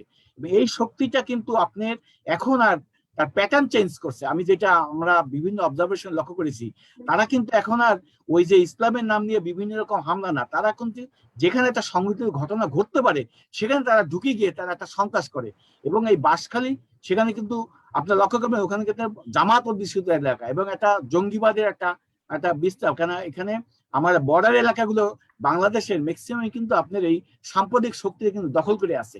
আর বিশেষ করে আমি বলবো যে আজকে এই যে বাংলাদেশের প্রেক্ষাপটটা কিন্তু অনেকটা চেঞ্জ হয়ে গেছে এই কারণে যে প্রকৃত শ্রমিক আন্দোলনটা এটা আস্থাহীনতার জায়গায় চলে গেছে। কেননা আমরা কিন্তু অনেকভাবে বিভক্ত হয়েছি, যাদের কাছে মানুষের জন্য যারা কথা বলে এবং কাজ করে, যাদের আস্থাহীনতা কিন্তু এই যে পর্যায়ে আসছে কেন, সেই প্রশ্ন কিন্তু আমাদের এখানে যারা উপস্থিত আছেন তাদের কাছে আমি রেখে যাচ্ছি। কারণ কি আমাদের বহুধা বিভক্তি, আমাদের মধ্যে যে মানে অনৈক্যতা, এইটাই কিন্তু একটা বাংলাদেশের এই মুহূর্তে বিরাজমান যেটা স্বাধীনতার চেতনার কথা বলছে সেটা কিন্তু হারিয়ে যাচ্ছে। আজকে কিন্তু সেইখানে ভর করছে আজকে এই যে মৌলবাদী শক্তিটা, এই মৌলবাদী শক্তিটা উগ্রতার মধ্যে দিয়ে আজকে কিন্তু তারা কিন্তু ক্ষমতার দখলের একটা পায়টা যাচ্ছে। আর আমাদের যে অসংগঠিত যে আন্দোলনের রূপটা এইটি কিন্তু সুফল তারা নিচ্ছে। বাংলাদেশের মোদী বিরোধী আন্দোলনটাও কিন্তু আজকে তারা যে জ্বালাও প্রয়োগ করে আজকে যে অর্থে আমরা মোদীকে মৌলবাদী ভারতের যে জিনিসটাকে আমরা প্রচার করতে চাইছি সেটি কিন্তু হারিয়ে গেছে। আজকে কিন্তু কথা বলতে পারছি না। এই যে আছে মব সন্ত্রাসের জায়গা থেকে আমাদের বিশ্লেষণের জায়গা আসতে হবে এবং শ্রমিকদের এই যে শ্রমিকের আন্দোলনটা যেটা আমাদের শ্রমিক নেতারা কিন্তু স্বীকার করেছেন, আসলে কিন্তু আমরা খসড়া হয়েছে, সেই জায়গাগুলোকে পুনরুদ্ধার করার জন্য আমরা খালি কর্মসূচি দিলেই হবে না, আমাদের অবস্থানটা আত্মবিশ্লেষণ করতে হবে, আমাদের শক্তি সংহত করতে হবে, এবং তবেই এবং এই যে আস্থাহীনতা এবং অসংগঠিত করার ক্ষেত্রে আজকে কিন্তু আমরা কোনো জায়গায় আমরা যেতে পারছি না। আপনারা জানেন যে এক সময় খালেদের সময় আজকে দুইটা প্রতিষ্ঠানকে মন্ত্রণালয়, একটা শ্রমিক মন্ত্রণালয় কিন্তু আপনার তারা দখল করেছে, এবং এখানে শ্রমিক অঙ্গনে অসংখ্য ভাবে আপনি কিন্তু ঢুকে গেছে। এই যে জামাতপন্থী যে শ্রমিক রাজনীতি, এটা কিন্তু অনেকভাবে গেড়ে করছে। আপনি সেই কারণে আমরা মনে করি যে আজকের যে আলোচনাটা, এই আলোচনার মধ্যে যে সকল শ্রমিক নেতৃবৃন্দ আছে তাদের প্রতি সবিনয় অনুরোধ, আপনারা সেই আন্দোলনটা গড়ে তুলবেন। কেন এক সময় শ্রমিক আন্দোলনের এই যে 48 ঘন্টা ধর্মঘটের সময় কিন্তু আমাদের কিন্তু জেল খাটতে হয়েছে। আমরা কিন্তু ছাত্র আন্দোলন করছি, আমরা ছাত্র আন্দোলনের সময় 80 দশকে, আমরা 90-এর আন্দোলনে আমরা কিন্তু জেলও খাটতে হয়েছে আমাদের শ্রমিক আন্দোলনের সাথে সংহতি রেখে। আমি মনে করি সেই রকম একটা শ্রমিক কর্মচারী ঐক্য পরিষদের যে সেই যে শ্রমিকের যে নাটটা, তারা যে চেতনাকে ধারণ করতে পারতো শ্রমিকের আন্দোলন, একটা এই জায়গা থেকে আমি মনে করি আমাদেরকে বিশ্লেষণ করতে হবে, আমাদের এগিয়ে নিতে হবে। সকলকে ধন্যবাদ। ধন্যবাদ। এই পর্যায়ে এখন আমি আলোচনা করার জন্য আহ্বান জানাচ্ছি কাজী রুহুল আমিন, বাংলাদেশ ট্রেড ইউনিয়ন কেন্দ্রের অর্থ বিষয়ক সম্পাদক এবং গার্মেন্টস শ্রমিক ইউনিয়নেরও অন্যতম নেতা কাজী রুহুল আমিনকে আমি এখন আলোচনা করার জন্য আহ্বান জানাচ্ছি। ধন্যবাদ মাননীয় সভাপতি, ধন্যবাদ আয়োজক সংগঠন বন্ধুগণ এবং অংশগ্রহণকারী। আমি সর্বপ্রথমেই বাঁশখালীতে এই নির্মমভাবে শ্রমিক হত্যাকাণ্ডের তীব্র প্রতিবাদ জানিয়ে বলতে চাই যে আজকে মুক্তিযুদ্ধের সুবর্ণ জয়ন্তীর এই সময়কালে আমরা দেখছি বাংলাদেশ চলছে মুক্তিযুদ্ধের চেতনা এবং বাংলাদেশের সংবিধানের সম্পূর্ণ উল্টা দিকে। কেননা আমাদের সংবিধানে যেই নির্দেশনাগুলি দেয়া আছে, মানুষের কাজের অধিকার, মানুষের মজুরির নিশ্চয়তা, মানুষের বিশ্রামের নিশ্চয়তা, এই বাঁশখালীতেও এই সমস্ত কিছু ভঙ্গ করা হয়েছে, এইসব নিয়ম কানুন ভঙ্গ করা হয়েছে। বাঁশখালীতে কি কি পয়েন্টে শ্রমিকরা কথা বলেছিল, কি কি দাবি ছিল, সেখানে সকাল 6টা থেকে সন্ধ্যা 6টা পর্যন্ত কাজ করায় 12 ঘন্টা। মে দিবসের যে চেতনা 8 ঘন্টার কাজ, এবং পৃথিবীর অনেক দেশে এখন 6 ঘন্টা কাজের দাবি উঠেছে। সেখানে ইফতারের মাত্র 25 মিনিট আগ পর্যন্ত তাকে কাজ করতে হবে, সেখানে সেই কাজটা কমানোর কথা বলেছিল। এখানেও আইন ভঙ্গ করে মালিকরা কাজ করাচ্ছিল, কাজের নির্ধারণ করেছিল। আমাদের শ্রম আইনের 123 নম্বর ধারায় বলছে প্রতি মাসের মজুরি পরবর্তী মাসের 7 কর্মদিবসের মধ্যে পরিশোধ করতে হবে। সেই আইনটি এখানে মানা হয়নি। এখানে শ্রমিকদের উপর কি নির্মম পরিস্থিতি সেটা বোঝা যায় যে পানির ঠিকমতো ব্যবস্থা ছিল না, বিশ্রামের ব্যবস্থা ছিল না, টয়লেটের ব্যবস্থা ঠিকমতো নাই। এই পরিস্থিতিতে শ্রমিকরা এটা দাবি না, শুধুমাত্র তার একেবারেই মানবিক কিছু কথা বলেছিল। এরপরে যেভাবে হত্যা করা হয়েছে আমরা ছবি দেখেছি, এটা হলো সম্মুখ যুদ্ধে যেভাবে হত্যা করা হয় সেইভাবে নিরস্ত্র শ্রমিকদের উপর এই অস্ত্রবাহিনী এরা হত্যা করেছে। অস্ত্রবাহিনী কারা? বাংলাদেশে এই স্বাধীনতার পরবর্তী সময় থেকে এখন পর্যন্ত সস্তা শ্রম এবং লুটপাটের উপর দাঁড়িয়ে একটি নব্য লুটেরা ধনিক গোষ্ঠী গড়ে উঠেছে, যারা এই সরকারকে নিয়ন্ত্রণ করে, অতীতের সরকারকে নিয়ন্ত্রণ করে, এবং সরকার নিয়ন্ত্রণ করে বলে তারা আজকে শ্রমিকদেরকে নিয়ন্ত্রণ করার জন্য শ্রমিকদের উপর 2টি বাহিনী লেলিয়ে দিয়েছে। একটি রাষ্ট্রীয় সন্ত্রাসী বাহিনী, এবং সেইখানে যখন আমরা গার্মেন্টস সেক্টরে বিশেষ করে ব্যাপক লড়াই করি, সেটা যখন এই জেনারেল পুলিশ দিয়ে তারা দমন করতে পারছিল না, তখন এই মালিকরা দাবি করে ইন্ডাস্ট্রিয়াল পুলিশ গঠন করেছে।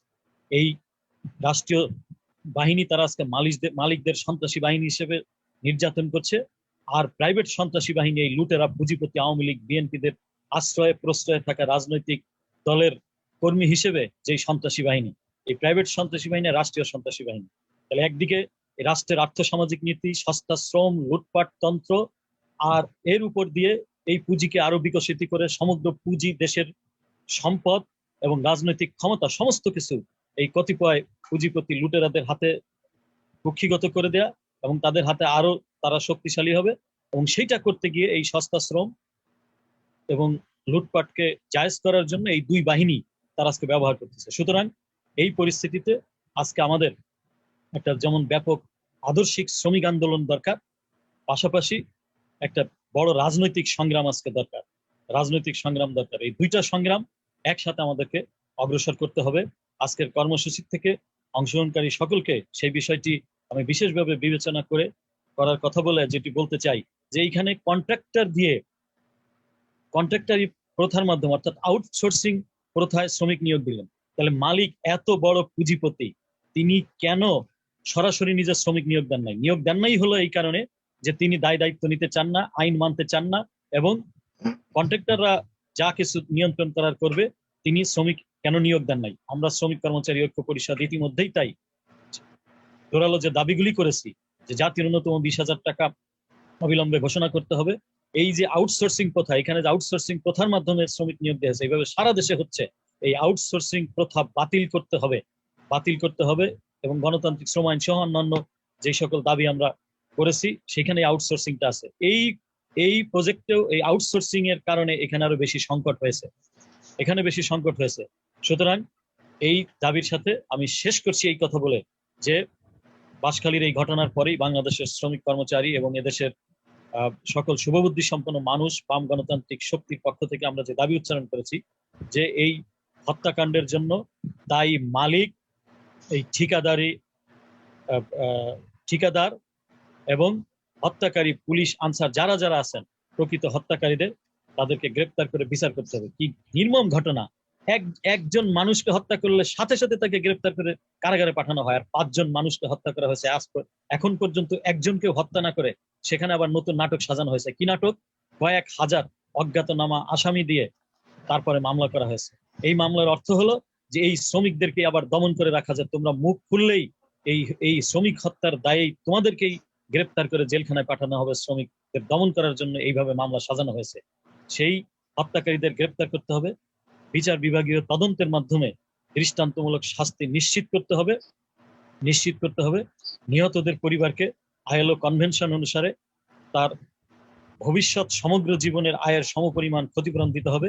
আহতদের সুচিকিৎসা এবং পুনর্বাসন করতে হবে। এই বন্ধকালীন সময়ে সকল শ্রমিকদের মজুরি দিতে হবে। আউটসোর্সিং প্রথা বাদ দিয়ে সরাসরি কোম্পানিকে বাংলাদেশের শ্রম আইনের 5 ধারা অনুসারে যে নিয়োগ আইন আছে সেই অনুসারে নিয়োগ দিতে হবে।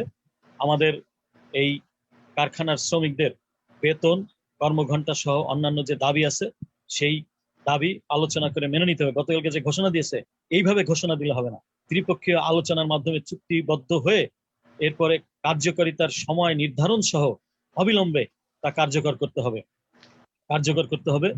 এই দাবি জানিয়ে আমি আবারও এখানে আমাদের যে শ্রমিক ভাই বোনদেরকে হত্যা করা হয়েছে সেই শ্রমিকদের প্রতি গভীর শ্রদ্ধা জানিয়ে, তাদের পরিবার স্বজনদের প্রতি সমবেদনা জানিয়ে আসেন আমরা একটি এই মুক্তিযুদ্ধের মূল চেতনায় এই আর্থসামাজিক নীতি এবং লুটেরা ধনিকদের বিরুদ্ধে শ্রমিক আন্দোলন এবং রাজনৈতিক আন্দোলন ঐক্যবদ্ধভাবে করতে হবে। এছাড়া আমাদের মুক্তি হবে না, এই পরিত্রাণ থেকে আমরা মুক্তি পাবো না। কেননা এই হত্যাকাণ্ড আজকে নতুন এর আগেও কয়েকবার এইভাবে পুলিশ দিয়ে গুলি করে, সন্ত্রাসী দিয়ে গুলি করে শ্রমিকদের হত্যা করা হয়েছে। আর 3 দিন পরে রানা প্লাজা দিবস, এই রানা প্লাজা, তাজরিন ফ্যাশন সহ সকল হত্যাকাণ্ডের আমরা বিচার চাই।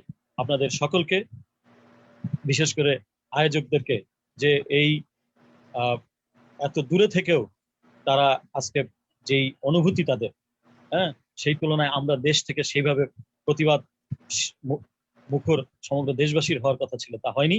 কারণ আমাদেরকে চেতনাগতভাবেও অনেক দূরে ঠেলে দেওয়া হয়েছে।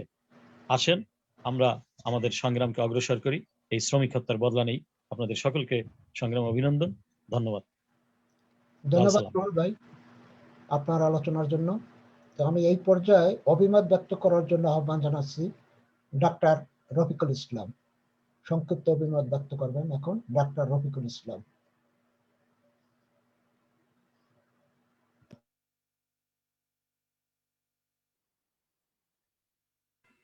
ওকে, আমি একটু একটু দূরে সরে গেছিলাম।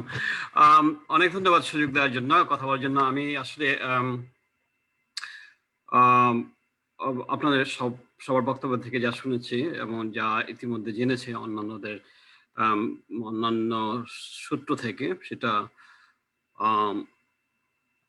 থেকে এটা বলতে পারি যে এটা একটা রেওয়াজ হয়ে গেছে আমাদের দেশে, যে শ্রমিকদের কথায় কথায় মেরে ফেলা আর কি, যেন শ্রমিকদের জীবন কোনো জীবনই নয় আর কি। এবং সেটা কারা করছে সেটা আমরা সবাই জানি, কি কারণে করছে সবাই জানি। তো প্রশ্ন হচ্ছে যে এটা চলতেই থাকবে, কারণ শ্রমিকের জীবনের কোনো মূল্য নেই যদি না শ্রমশক্তিকে একসাথে একত্রিত করা হয়, নেতৃত্ব দেওয়া হয় এবং এর বিরুদ্ধে লড়াই করা হয়। তো লড়াইটা হচ্ছে গুরুত্বপূর্ণ। তো এখানে আমরা যারা আছি এবং সেটাই উদ্দেশ্য, যে যেভাবে পারি, যেখানে থাকি, যে অবস্থায় থাকি, এটাকে একত্রিত করা, শ্রমশক্তিকে একত্রিত করা, লড়াই করা, অন্যান্যদেরকে উদ্বুদ্ধ করা, দলে আনা এবং এর বিরুদ্ধে দাঁড়ায় কথা বলা, বিরোধিতা করা, সমাজের সচেতনতা বাড়ানো, যাতে সমাজ যে সদস্যরা আগামী দিনগুলোতে গণতান্ত্রিক প্রসেসে যাতে এই জাতীয় সরকারকে নির্বাচন না করে, যাতে আমাদের লোকজনরা, শ্রমিকের সত্যিকার প্রতিনিধি যারা, তারা যাতে ক্ষমতার হাল ধরতে পারে এবং সেটা সম্ভব সমাজে সচেতনতা বৃদ্ধি করে, এবং সেটা আমরা করতে পারি যে যেখানে পারি, যেখানে যে অবস্থা আছে সেটাই পারি। তো সেই জন্য এই উদ্যোগগুলো খুব দরকার এবং এগুলো চালিয়ে যেতে হবে। হ্যাঁ, আমাদের শ্রমিক নেতারা যারা আছেন, যারা চাক্ষুষ মাঠে কাজ করছেন, হ্যাঁ, তাদেরকে আমাদের নমস্কার। এবং আমরা যারা দূরে আছি তাদের প্রতি আমাদের কথা যে আমরা আপনাদের সাথে আছি, যেভাবে পারি আমরা আপনাদেরকে কথা দিয়ে, অন্য যে কোনো ভাবে সম্ভব আমরা আপনাদের সাথে আছি এই কাজে। এই বলে আমি শেষ করছি। ধন্যবাদ।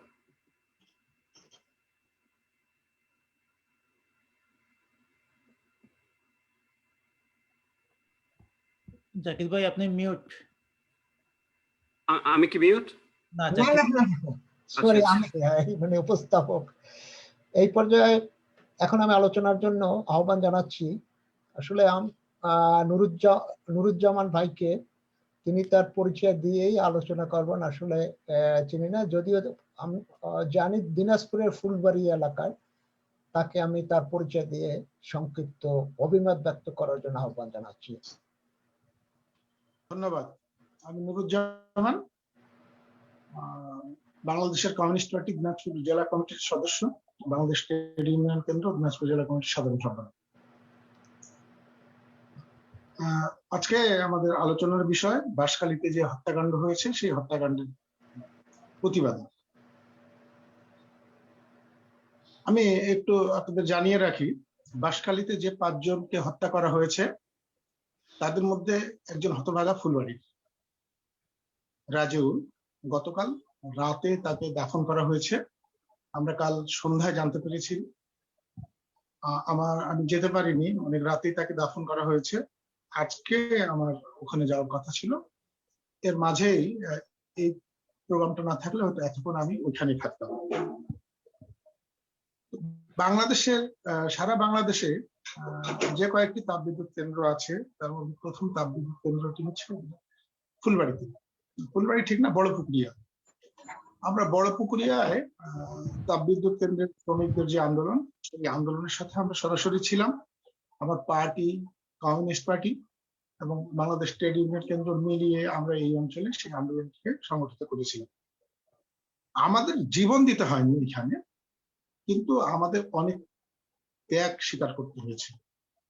সংগঠিত লড়াই ছিল বলেই ফুলবাড়ির এই আন্দোলনের কারণে, বড়পুকুরিয়ার এই আন্দোলনের কারণে সেই সময় বাধ্য হতে হয়েছিল আমাদের পরিকল্পিত আন্দোলনের কাছে সরকারকে তাপবিদ্যুৎকে, বিশেষত পিডিবি কে, ফুলবাড়ির কারণেই বাংলাদেশে প্রায় 1,500 শ্রমিকদেরকে একদিনে স্থায়ী নিয়োগ দিতে হয়েছে। তো সেই আন্দোলনগুলো করতে চেয়ে আমি বলে রাখি, আমাদের এখানে ফুলবাড়ি যদিও বড়পুকুরিয়া তাপবিদ্যুৎ কেন্দ্র বলা হচ্ছে, সাথে বড়পুকুরিয়া কয়লা খনি, পাশেই মধ্যপাড়া কঠিন শিলা প্রকল্প। আমরা এই আন্দোলনগুলো সরাসরি আমরা আমাদের এখানে ট্রেড ইউনিয়ন কেন্দ্র এবং কমিউনিস্ট পার্টি মিলিয়ে এই আন্দোলনগুলোকে আমরা সংগঠিত করেছিলাম। এই আন্দোলন সংগ্রামগুলো সংগঠিত করতে যেয়ে দেখেছি যে সব জায়গার লুটপাটের ধরন একই রকম, শুধু কোম্পানি আলাদা, ব্যক্তি আলাদা। কিন্তু এই কোম্পানি ব্যক্তি যারাই যেভাবেই আলাদা হোক, এদের আবার উৎস হচ্ছে আমাদের রাষ্ট্রযন্ত্র যারা পরিচালনা করছে সেই সরকারকে এরা রাজি খুশি করে, আর সরকারও তাদের পৃষ্ঠপোষকতায় সবসময় ব্যস্ত থাকে। সরকাররা শ্রমিকের পক্ষে নয়, এটা আমরা সবাই জানি। শ্রমিকের পক্ষে থাকবে কেন? আজকে এস আলমের পক্ষে সরকার থাকবে। এস আলমের পক্ষে সরকার থাকবে এই কারণে, যখনই নির্বাচন হবে তখন এই এস আলম গ্রুপ কিংবা বাংলাদেশে আর যে যে গ্রুপগুলো আছে যারা মাল্টিন্যাশনাল কোম্পানি কিংবা যারা এই সব প্রকল্পগুলো করে, আমাদের শ্রমিকগুলো আমরা কাজ করি, ভোট দিই, এবং যারা ভোট নেয় আমাদের কাছে তারাও জানে যে এই মানুষগুলো আমাদের বাইরে যেতে পারবে না, যাওয়ার সুযোগ নাই। হয় তারা ধানের শীষে ভোট দিচ্ছে, না হয় তারা নৌকা ভোট দিচ্ছে। এই মানুষগুলো যখন জানে, আমাদের নেতারা জানে, আমাদের সরকার জানে যে এরা আমাদের বাইরে নয়, আর ওই শাহ আলমরা, এস আলমরা, এদেরকে সরকার পৃষ্ঠপোষকতায় রাখছে এই কারণে নির্বাচন আসলেই 1000 কোটি টাকা তাদের নির্বাচনী ফান্ডে দিচ্ছে। তো সরকার শ্রমিকের পক্ষে থাকবে নাকি ওই সাহেবদের পক্ষে থাকবে? আজকে আমাদের যে জায়গাটায় যেতে হবে, আমি মনে করি যে যে জায়গায় এরকম বড় বড় প্রকল্প হচ্ছে, এর মধ্যে ইতিমধ্যে অনেক রকমের আলোচনা হয়েছে, আমাদের পুরো রাষ্ট্রযন্ত্র নিয়েও কথা হয়েছে। আমি মনে করি যে এই প্রকল্পগুলোতে যখন যেখানে এরকম বৃহৎ প্রকল্প হবে, জানি কিছু কিছু প্রকল্পে আমাদের বিরোধিতা আছে, আমরা সেই প্রকল্পগুলোর বিপক্ষে বিরোধিতা করছি, কিন্তু মানুষ জীবন জীবিকা এবং রুটি রুজির সংগ্রামে সেখানে কাজ করছে। আমাদের বিরোধী প্রকল্পগুলোতে বাঁশখালীতে আমরা বিরোধিতা করেছি, আমরা রামপালে বিরোধিতা করছি, কিংবা আরো এরকম কিছু প্রকল্প আছে যেখানে আমরা বিরোধিতা করেছি। কিন্তু সেখানে যখন প্রকল্পগুলো আমরা আমাদের শক্তি দিয়ে থামাতে পারছি না, সেইখানে যখন শ্রমিকদেরকে শোষণ করছে, আমাদের দায়িত্ব সেইখানে যে শ্রমিকদেরকে সংগঠিত করা এবং শ্রমিকদের অধিকার আদায় করা এবং প্রকল্পের বিপক্ষে অবস্থান নিয়ে নেওয়া। আমরা সেই কাজগুলো করি না।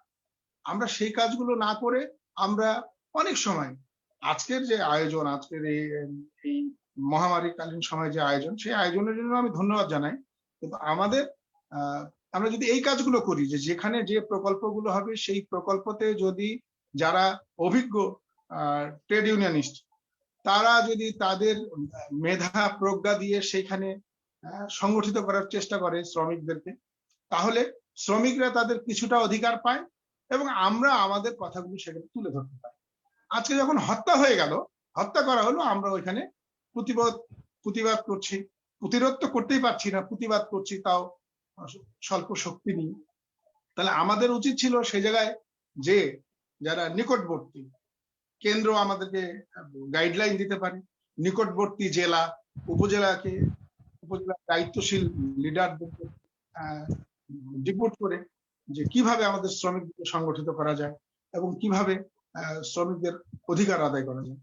আমি আজকে মনে করি যে আমরা প্রতিবাদ করি, কিন্তু এর পরবর্তীতে যে প্রকল্পগুলোতে যেগুলো দেশের উন্নয়নের পক্ষে, যেগুলো দেশের উন্নয়নের বিপক্ষে, দেশের জন্য ক্ষতিকর, সেই প্রকল্পগুলোর মধ্যে যে আমরা শ্রমিকদেরকে সচেতন করি, সংগঠিত করি এবং সংগঠিত করার মধ্য দিয়ে আমরা শ্রমিক আন্দোলনকে জোরদার করি। আমি এখানে একটা কথা বলতে চাই যে আজকে ওইখানে পুলিশ আমার দায়ী নয়। পুলিশ তো ওখানে হুকুমের গোলাম, বা যে মানুষটা চটি পরে স্যান্ডেল পরে বন্দুক দিয়ে গুলি করেছে সে তো হুকুমের গোলাম। তা আজকে আমি মনে করি আমাদের যেহেতু ওখানে শক্তিটা ক্ষীণ, আমাদের উচিত ওই এস আলম গ্রুপের যে কর্ণধার তাকে আদালতে নিয়ে আসা। আমার শক্তি যদি বেশি থাকতো, আমরা ফুলবাড়িতে আন্দোলন করেছিলাম, আমি একটু বলি এখানে, এখনো ফুলবাড়ির লড়াই চলছে, সারা বাংলাদেশের মানুষ ফুলবাড়ির আন্দোলন করে। এখনো ফুলবাড়ির মামলা, এশিয়া এনার্জি কর্তৃক যে মামলা, সেই মামলার 2টো মামলার এখনো আসামি, এখনো প্রায় প্রতি মাসে আমাদের হাজিরা দিতে হয়। আমাদেরকে ওই সময় বলা হয়েছিল বারবার যে আদালতে যাওয়া, যে এটার বিরুদ্ধে না হয় আমরা আদালতে যাই, আমরা আদালতে যাই। তখন আমরা আমাদের শক্তির উপর ভর করতে পেরেছিলাম, আমাদের নিজেদের শক্তির উপর আমরা সাহস রাখতে পেরেছিলাম যে না, আমরা যে উন্মুক্ত পদ্ধতির বিরুদ্ধে যে তথ্য উপাত্ত আছে সেই তথ্য উপাত্ত নিয়ে আমরা মানুষদের সংগঠিত করতে পারবো। এবং আমরা কেন্দ্রের নির্দেশনা এবং আমরা এই অঞ্চলে থেকে আমরা তথ্য উপাত্ত দিয়ে মানুষকে সংগঠিত করেছি এবং সংগঠিত একটা আন্দোলনের ফসল ছিল, যেখানে সারা বাংলাদেশের মানুষের সমর্থন ছিল, সারা বাংলাদেশের মানুষের অংশগ্রহণ ছিল। সেইখানে আমরা এশিয়া এনার্জির মতো শক্তিকে তাড়িয়ে দিতে পেরেছি, আমরা আদালতে যাইনি, কারণ আমরা আমাদের শক্তির উপর আমরা আস্থা রাখতে পেরেছিলাম। বাঁশমারে আমাদের হয়তো সেই শক্তি নাই, বাঁশখালীতে গন্ডামারে সেই শক্তি নাই। তাই আমি মনে করি ওই এস আলমের কর্ণধারদেরকে আদালতে নিয়ে আসা, আমরা জানি যে আদালত আমাদের পক্ষে থাকবে না, আদালত আমাদের পক্ষে রায় দেয় না, কতক্ষণ দেবে না। এই একটা যদি আমরা দৃষ্টান্ত স্থাপন করতে পারি, ওই পুলিশের বিরুদ্ধে মামলা করে আমরা কি করবো বলে, ওই তো হুকুমের গোলাম, ওই পুলিশের বিরুদ্ধে মামলা দিয়ে তো আমরা লাভবান হব না। মামলা দিতে হবে ওই এস আলমের কর্ণধার, ওই চীনা কোম্পানি। বিশেষত বলে রাখি, আমরা মাঝে মাঝে ঢেকুর তুলি আমাদের চীনা বন্ধুদের জন্য। বাংলাদেশে এখন যে উন্নয়নের যে প্রকল্পগুলোতে চীনারা আছে, চাইনিজরা আছে, সেই প্রকল্পগুলো হচ্ছে দুর্নীতির আঁতুড়ঘর। তার আমরা দেখেছি আমাদের পাশে 3টি প্রকল্প আছে, 3টি প্রকল্পের মধ্যে 2টিতে চাইনিজরা আছে। কি পরিমাণ দুর্নীতি করে, কি পরিমাণ শ্রমিকদেরকে হয়রান করে, কি পরিমাণ শ্রমিকদের মজুরি তারা কর্তন করে, সেগুলো আমরা দেখেছি। তাই আমি মনে করি যে আমরা আমাদের প্রতিবাদ, আমাদের সাধ্য এবং সাধ্যের মধ্যে সমন্বয় ঘটিয়ে আমরা প্রতিবাদ করব। প্রতিরোধের জায়গা হয়তো সেদিনই গড়ে তুলতে পারবো যেদিন আমরা সংখ্যায় বেড়ে যাব, মানুষদেরকে সচেতন করতে পারবো। আমি যারা সেখানে নিহত হয়েছে, যাদেরকে হত্যা করা হয়েছে, তাদের পরিবারের প্রতি সমবেদনা জানাই। তারা যেন আইএলওর নীতি অনুযায়ী তাদের যে ক্ষতিপূরণ পাওয়ার কথা সেই ক্ষতিপূরণ পায়, সেটার জন্য আমরা আদালতে যেতে পারি।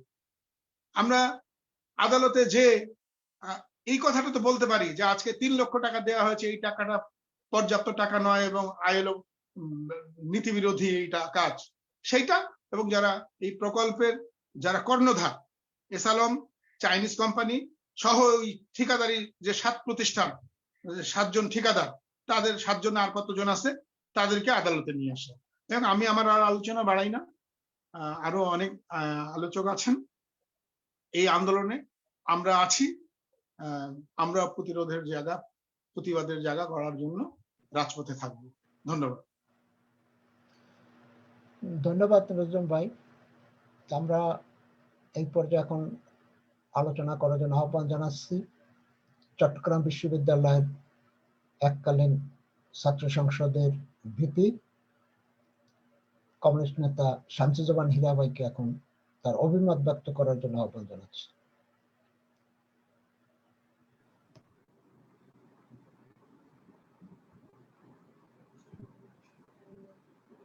প্রগ্রেসিভ ফোরাম ইউএসএ আয়োজিত বাঁশখালীর শ্রমিক হত্যার প্রতিবাদে যে ভার্চুয়াল সভা হচ্ছে, সেই সভার সম্মানিত সভাপতি এবং আমার উপস্থিত কমরেড বৃন্দ, আমি এখানে আলোচনা শুনতেই এসেছি।